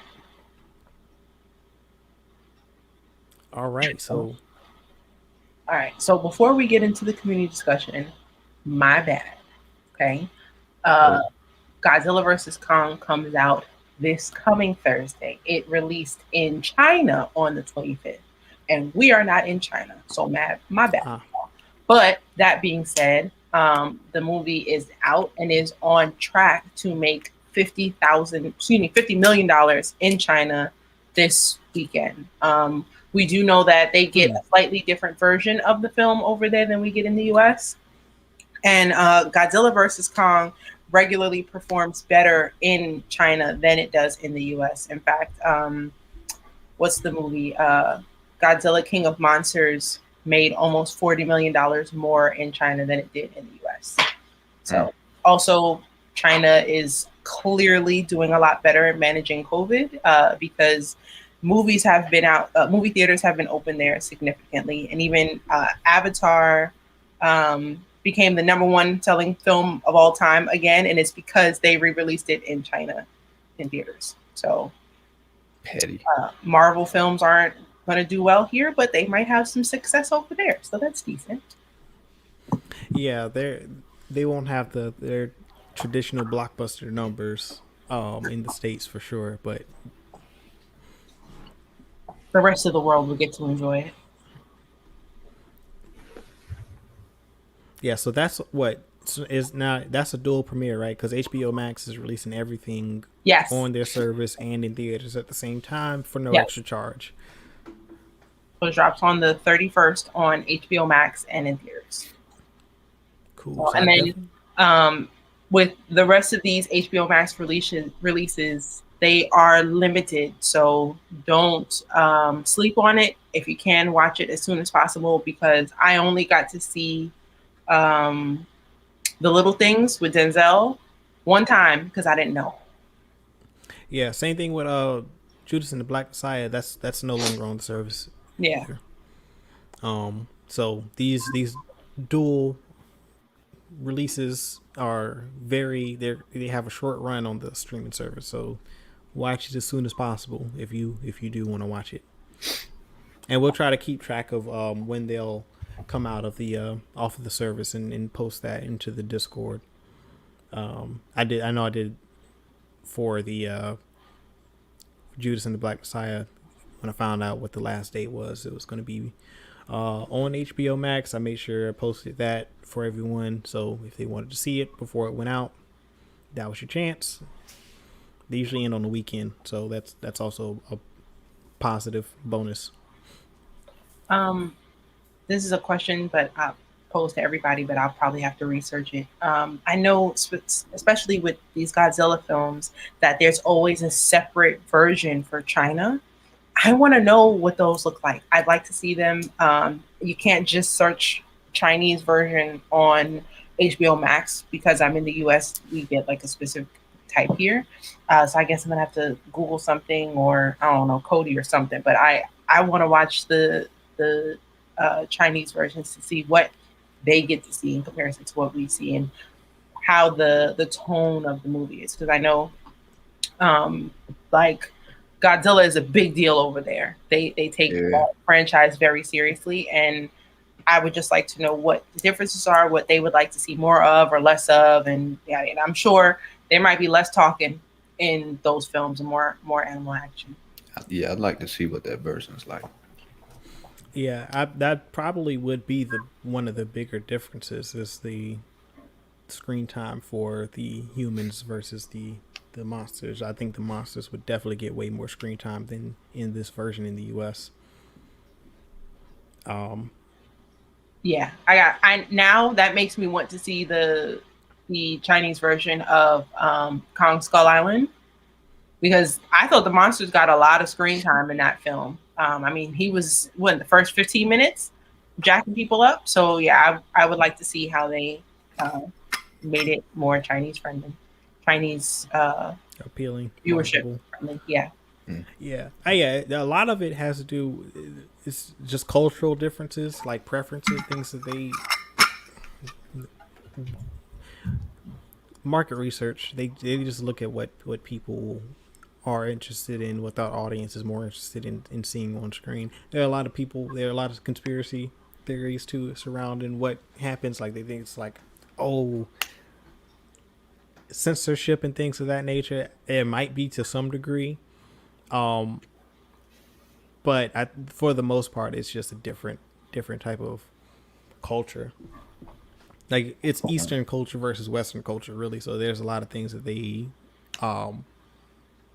that'll change, just from a cultural standpoint that, we don't see a lot of here in the West.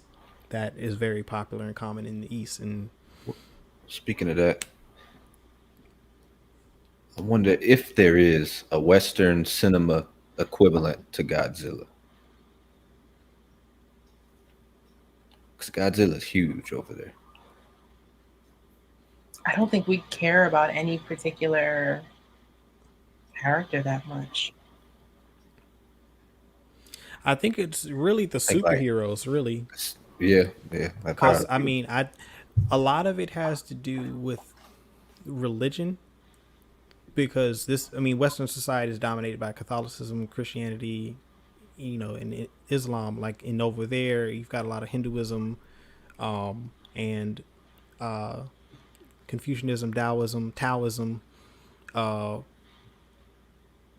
that drive a lot of the culture. So a lot of that has to do with nature, and they don't put nature is what we would consider God in a lot of respects within those religions, and they don't humanize a lot of the divine beings within these religions, where in most Western religions we do kind of sort of humanize a lot of those figures.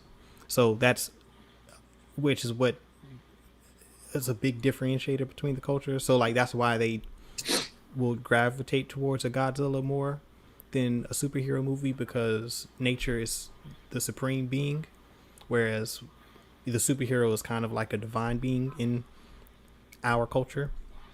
So we can relate to it. We kind of put a lot of the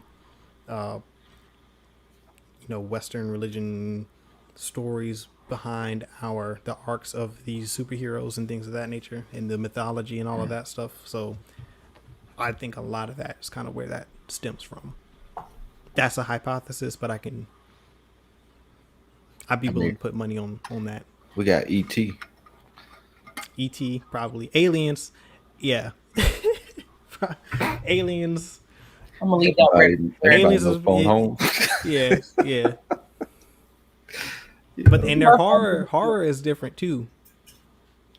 Like the way they do horror in the East is a lot different than Western horror. The American version of Eastern films, whack. Yep. Yeah, a lot of times. It's not the same at all. The original Grudge, no. The American Grudge will have you laughing in comparison. And yeah. I thought the original Grudge was scary. They also remade that. I think that dropped during COVID too. And I might have seen it on HBO Max or something. But there's another Grudge that came out, and it's almost like a reboot. Seeing some advertisement for that. Yeah, it was scary. I will admit it was scary, but still has nothing on the original version. Mm-hmm. But are y'all ready to get into this community discussion? Let's do it. Let's hop in it. Y'all know it's Women's History Month. Okay, I figured every Saturday we should give the women some shine, and for the last Saturday, nothing is better than giving the bad girls some shine. So we're talking villainesses today. The ones you love to hate, the ones you don't like them, you just hate them, and you never want to see them again. And if you could see them in person, you fight them. But we talk about all of them. Precious Mama. Monique played that role too well. That is a good one. Never I want to wasn't see her expecting again. that. I wasn't either. I wasn't either. Oh man. I mean, Miss Trunchbull, if we going with the ones we want to fight from Matilda. Oh, though. Okay. So we going okay. I was thinking. My first From thought Matilda? was Yeah, that's a good one. I forgot about her. Lucy Liu and Kill Bill, the leader of the Crazy 88s. There were a Well, this lot is of somebody we like. women in Kill Bill. Yeah. We could add them all to the list. I mean, have to pick one. I was about to say it's just any it's just any female villain in film or TV that just jumps out at you, you know. I do have a number one. Yeah. But I think I said in the last show that I felt like she wasn't really a villain, but the Maleficent from the Sleeping Beauty film, not the Maleficent film, but from Sleeping Beauty. I mean, low key, I feel her. I also noticed that I understand a lot of villainesses in film, period. Because sometimes they just, they make you out to be the bad guy just because you're a woman with feelings. That's not cool. Okay? Do y'all know the story of exactly what happened with Sleeping Beauty? It was in Maleficent, right? Yes. Yeah. They No, that's the Maleficent story. I'm talking about the story that inspired Sleeping Beauty, the movie, the cartoon. So what inspired Sleeping Beauty? So basically, the king and the queen had a baby, and they invited the entire kingdom. Everybody showed up and showed out for the baby's christening. They invited everyone except Maleficent. Maleficent was not feeling that, because just because y'all don't like me doesn't mean that I wouldn't come and support you and your baby. She took it personal. So what did she do? She put a curse on the baby, and I feel her. Whoa, that's petty. I feel her. I understand completely, sis. And I mean, she ain't even really hurt her. Like, for real, she tried to make sure, that, like, the baby could only ever be with her one true love. Like, only true love's kiss would cure her. Clearly, her parents didn't really love her. They couldn't wake her out of it. So, in reality, Maleficent made sure that Sleeping Beauty, Aurora is her name, would be with someone who was willing to fight dragons and go through spiny forests for her, and who would love her forever. And that's what she did. I don't understand how people aren't more grateful for her sacrifice. Is that Prince gonna get canceled? The one from Sleeping Beauty? Oh, because while she was sleeping. That's a hole in Maleficent's. Are we gonna do that? You know what? So if Pepe Le Pew gone, he got to go. Period, The Prince got to go. Because of the time period, there was a lot of that going on. Now, I'm not saying that it's okay, but we're gonna leave that where that is. Now, if it happens in 2001, you can't just be kissing on me and I'm asleep. And like, what if it didn't? What if people tried to kiss her and she didn't wake up? I'd be more upset about those people. Hey, yeah, there's a lot of stories as you go back in time that just don't age well culturally with just the current societal views. As it should be. The bigger villains are her parents because they didn't truly love her. So that's that. I could dig it. But that's just my number one favorite. I have others. What are they? I said Miss Trunchbull, Meryl Streep in The Devil Wears Prada. Oh, that's a good one. Regina George from Mean Girls. That's a villain and you know it. Oh man. Yeah. She counts. Every time I think of that movie, I think of her getting hit by that bus. My favorite scene is her trying to still put the dress on with the brace. She was like, I'm gonna be cute regardless. I understand. I understand. I'm not saying I agree with some of her antics. She wasn't the greatest, but you know what? She was not gonna let that back brace stop her from being cute at prom. I feel her. You gotta do what you gotta do.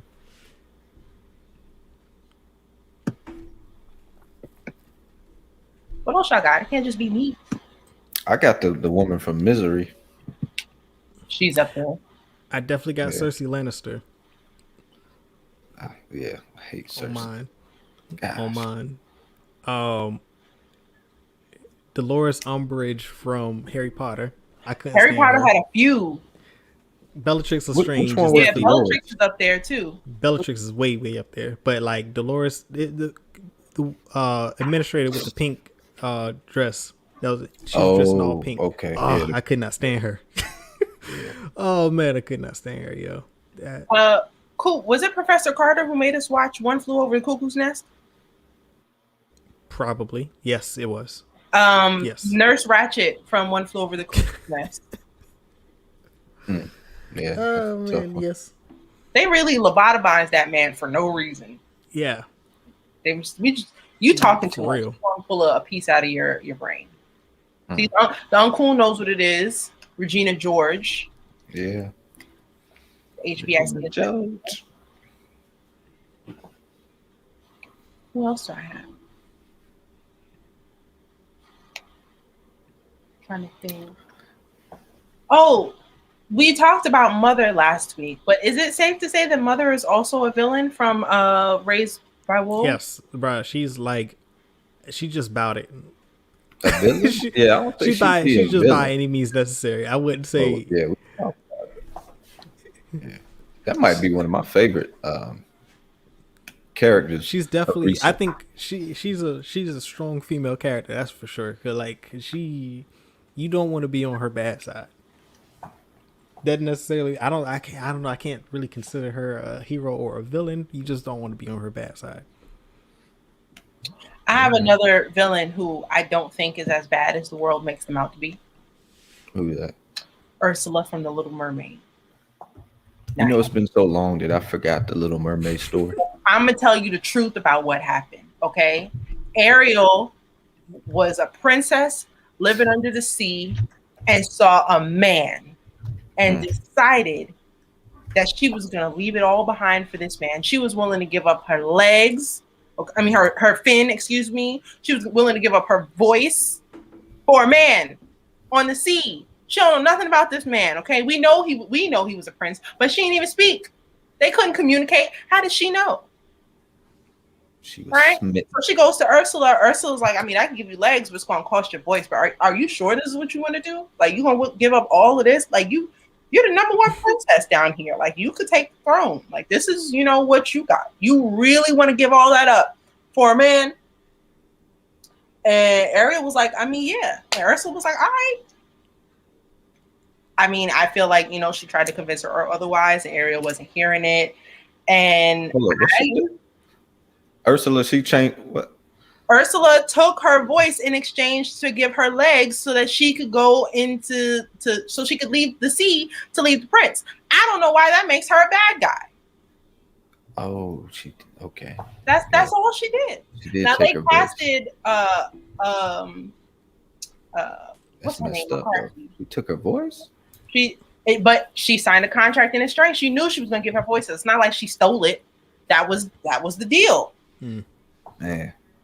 They cast Melissa McCarthy to play her in the live action film, but Queen Latifah played her in the live play that they played on TV last year. And deep down inside, I always felt like Ursula was a Black woman.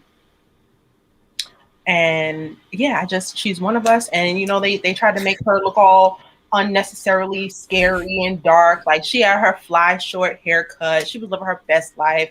And yeah, I don't see why she was so bad.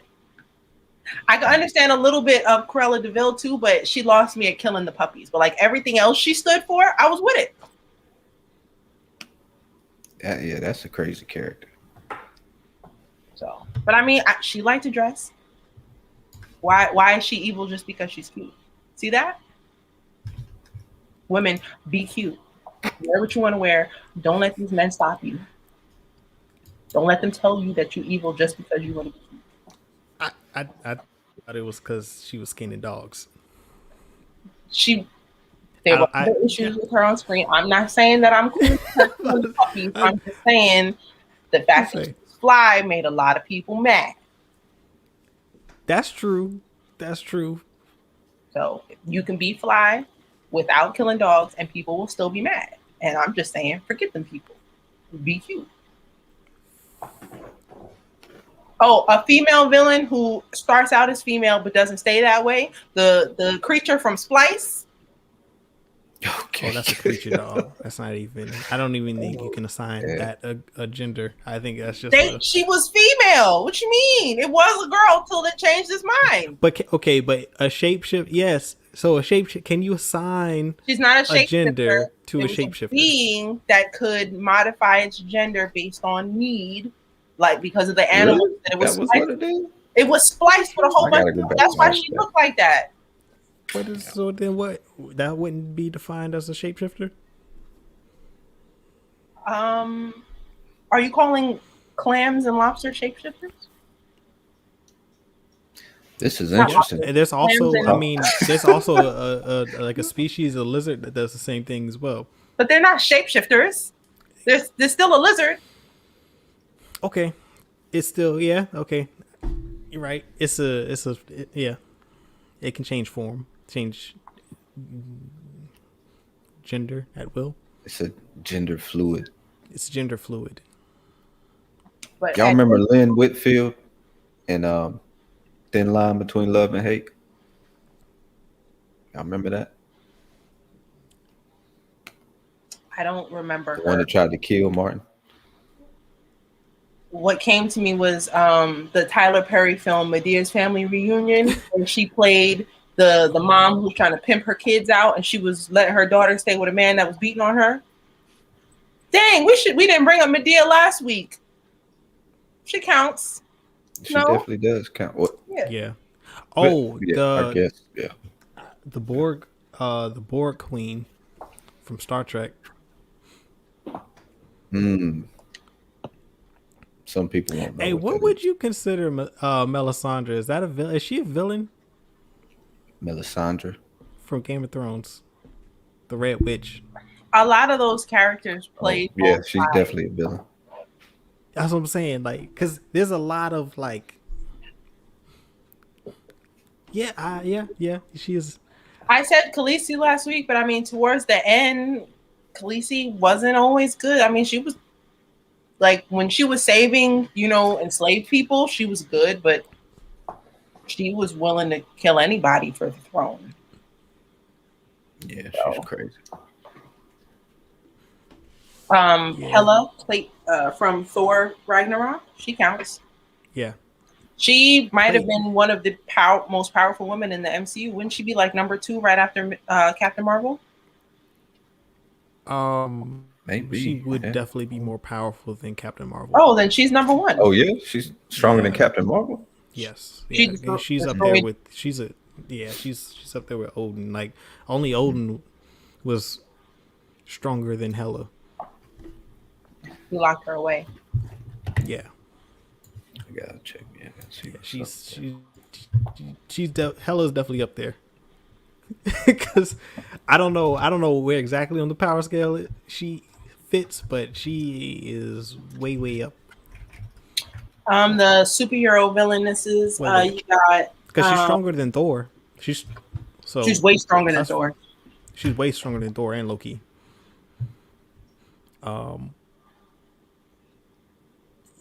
Captain Marvel might be able to go toe to toe with her for a little while, but we never really saw the extent of her power in the. Oh wow. We did get to see her destroy Mjolnir. There's a Captain Marvel versus Hela thread on Reddit. Please drop that I in. feel like in a straight up fight though, I think Hela would drag her. I'm not gonna lie to you. Hela didn't die in Thor Ragnarok, right? Like they didn't defeat her. He ended up just letting her win because that was the prophecy. Like she was going to win, right? No, the Ragnarok's the creature came up and killed Hela. Oh, but then he also destroyed. He destroyed what's it called in the process? Got you. Where Thor is from, I'm throwing a blank too. Asgard. Yes. We didn't mention Poison Ivy from DC. We didn't mention Mystique from X-Men. Mystique is a good one. Although Mystique is a good one, but I would say she's not Poison always a Ivy villain in to the me. comics. Poison Ivy in the comics. I haven't seen them execute Poison Ivy in Film. well.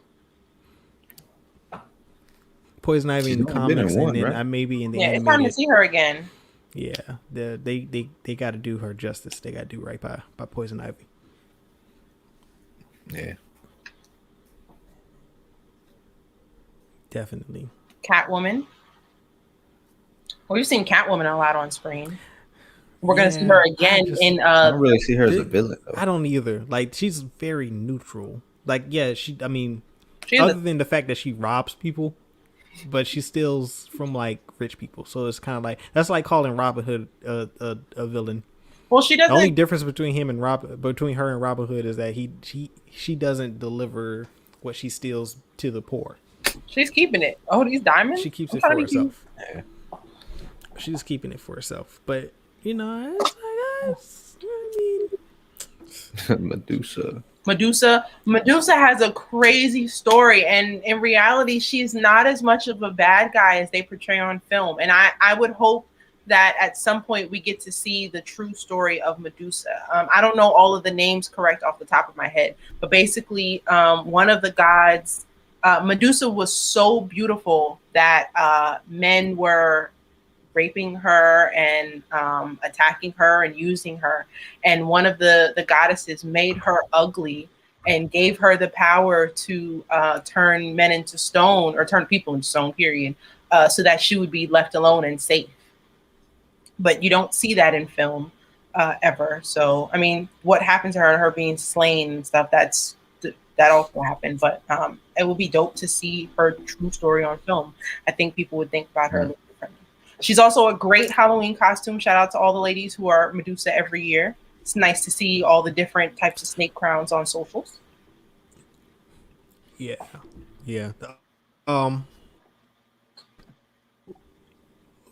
Who's I'm thinking about the Witcher, the black witch that is the villain. What's her name? Because she was really good. I don't know if she's in the games or what have you. But she's from not the in the Netflix games. series. The woman who's in She was really good.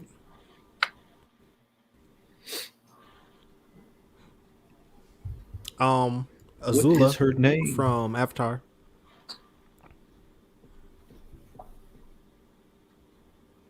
Also the White Witch from oh yeah, from the Snow, what's her name? Snow White? what? What? There was wasn't there a Snow White movie with a whole bunch of witches, and one of them was like all white. It was played by Tilda Swinton. Oh, Possibly. that I remember her being the White Witch in the Chronicles of Narnia because I think that's my introduction. Okay, I'm into mixing up my Tilda Swinton. movies. You're right. Yeah, that was my introduction. And then before she played the Sorcerer Supreme, Tilda Swinton was in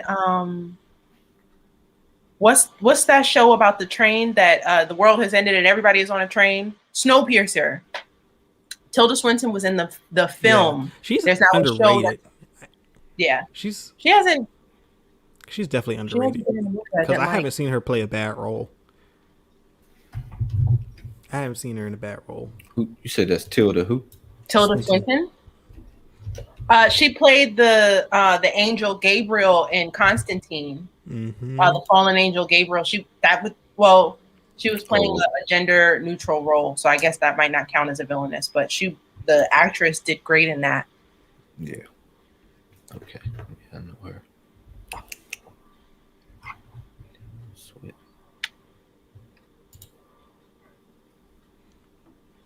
Trying to think, do I have anything else? Would you consider Nebula a villain? I mean, she redeemed herself in the end, but for a while there, she was a villain. Yeah, she's a villain. She's a redeemed villain. Yeah. So I wouldn't say no to that.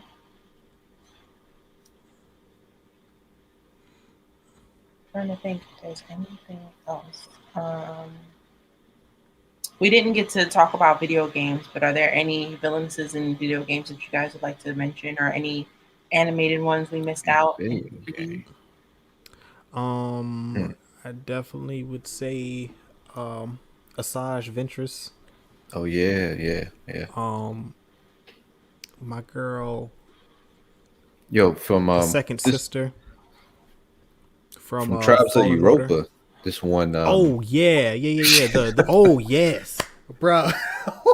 That's a good one. Yeah, nah, she's way up there. Yeah. Oh man, that's a low key fire series though. But yeah, the crows. One of the what is she? She's a baron. A crow. One of the barons. No. Her position. She's just a local captain.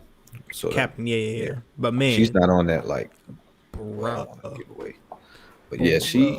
Yeah. I can't wait to get more of her backstory, yo, because she's got that's a good character. Like, yeah. Oh man, Imani, you have to check that series out just for her, because I want to hear your thoughts on her. What is it? Tribes of Europa. Like, man. What's that on? Good. Netflix. It's like it's a 6-episode series. Like, real good binge. Yeah, that was one of the low-key fire suggestions. Tribes of Europa. I'll definitely check that out. Yeah, it's a good one. Some horror special mentions. You got the little girl or the old woman from Orphan, the 35-year-old woman who was just short, pretending to be a kid. You never seen Orphan? And that's a really good horror film. And then there's two mamas. That's the mama that came out with Olivia Spence. And Mama. Yeah, and then the horror film Mama. The monster from Mama, the entity that was taking care of them kids, she was nuts. And then the Mama film with Olivia Spencer. What was the name of the film? Octavia Spencer. Yeah, it was Mama. It's called Mama? Yeah. She counts. She's nuts. So both of those films, 2 films called Mama, both horror films, very, very different. But both of the Mamas, some scary people. Yeah, so I gotta shout out some of my Star Wars villainesses, because those are the Kriya, Darth Talon. Those are all really. I mean, Kriya's like one of my favorite characters in Star Wars of all time. But she's master. She's Revan's master. She has been both Jedi and Sith. She's you meet her in KOTOR 2. She's playing that whole story all the way through. Yeah, she's one of my favorite characters, for sure. For sure, I would definitely like to see her on screen. She's like the antithesis of like Obi-Wan, like just like a dark side version of Obi-Wan, where you don't really know what her. I don't know. No, Obi-Wan's not a good comparison, because you don't really know what she is. When you meet her, she doesn't claim to be a Sith or a Jedi. Like her views of the Force are obscure.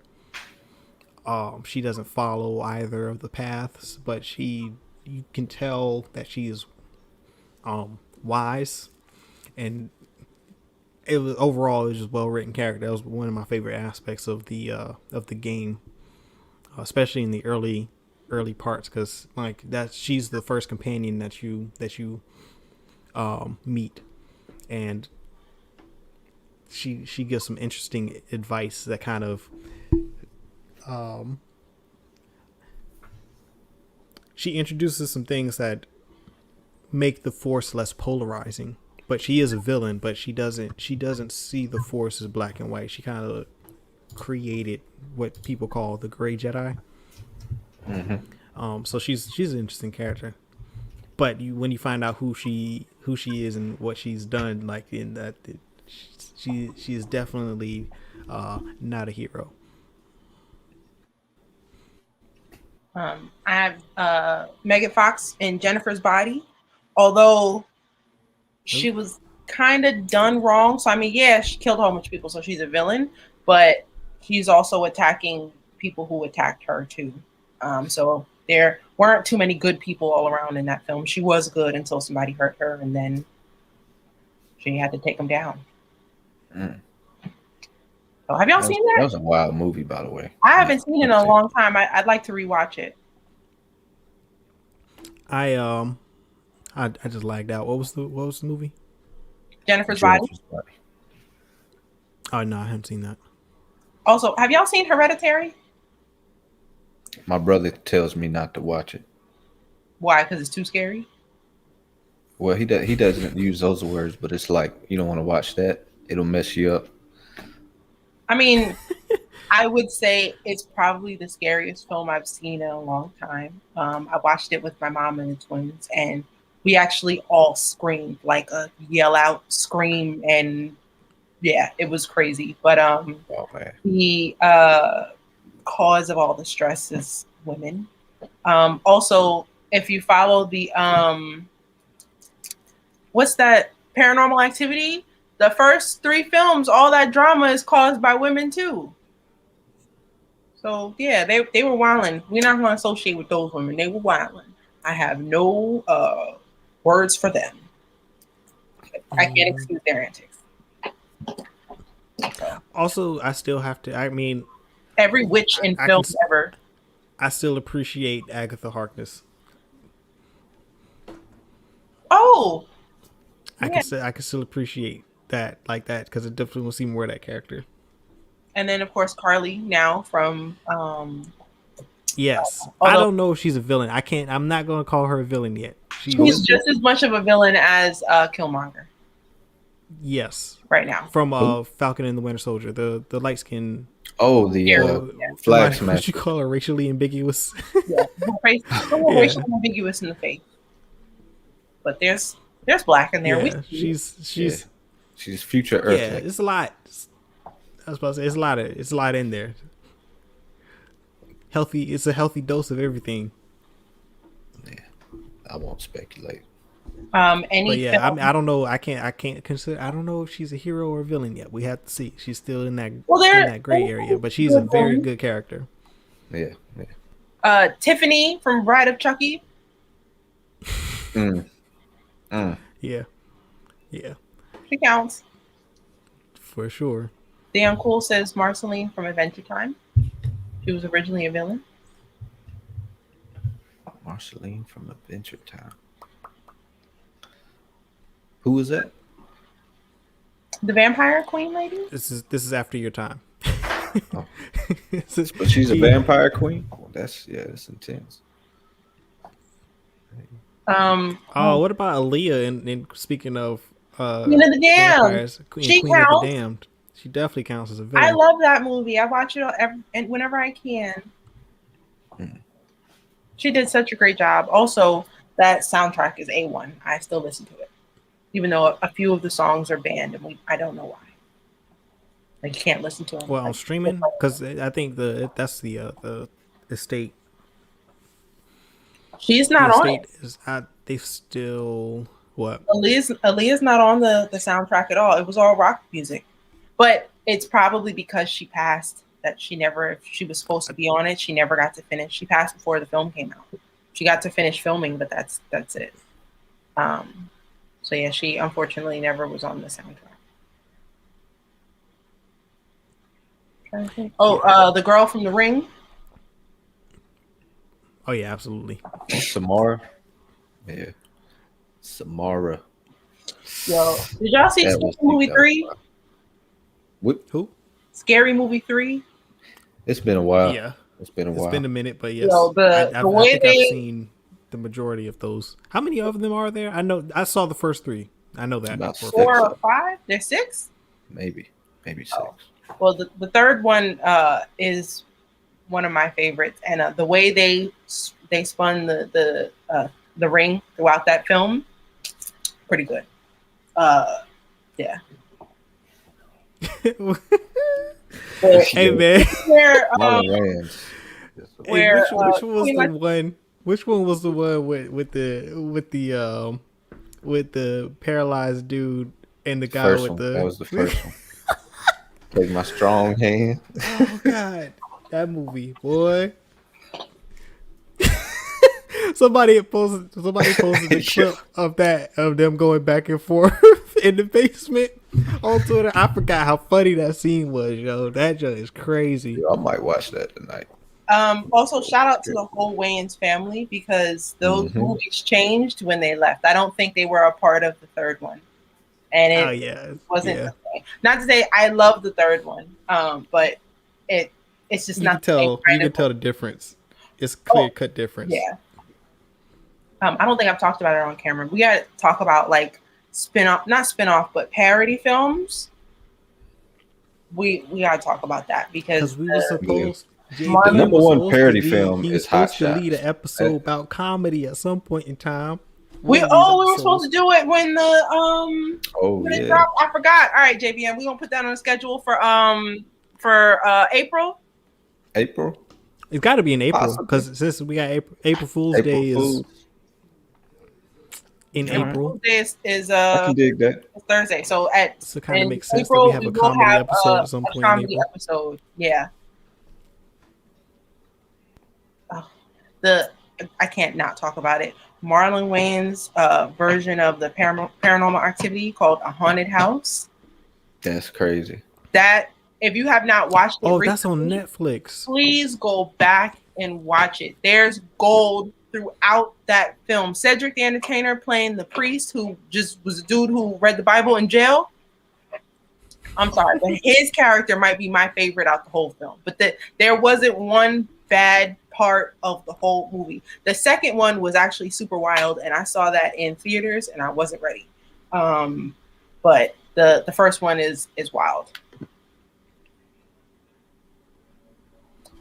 All right, that's all I got for these. I think that was a good session. I think so too. For villains that we came up with. Yeah. Shout out to all the villains who aren't really that bad. Just people don't like it. You said, so are you saying the villain in The Best Man, the actress in The Best Man is a villain? Ooh. I'm confused. Which one? The friend that slept with Morris Chestnut character. Oh, okay. That's Patience Faith from Soul Food. Even though you can't say she's a villain without calling him a villain also, because they're just both toxic. Yeah. Yeah, both toxic. I can buy that. Oh, yeah. But all right, hey, look, it's almost 2 hours 15 minutes on the stream. Yeah, let's get it. Let's wrap it. Where can they find us on social? Money. Please follow us on social media at Certified Gumbo on Instagram, Twitter, Facebook, and Twitch. If you love us and you'd like to support our channel, please like and subscribe this video. If you want to support us and everything we do, please buy us some coffee. The link is in the description box below. And if you enjoy this conversation and you want to chop it up with us some more, please join us on Discord. We have these type of conversations all day, every day. We're always talking about something. If there's a topic that we didn't get to discuss on the show that you'd like to talk about, please drop it in the Discord. We would love to talk to you. Absolutely. And be sure to join us next Friday at 8 p.m. Eastern Standard Time after you've watched episode 3 of Falcon and the Winter Soldier, because we will be talking and reviewing the episode. Oh, yeah. As always, like I always say, peace, love, blessings, and may the force be with you.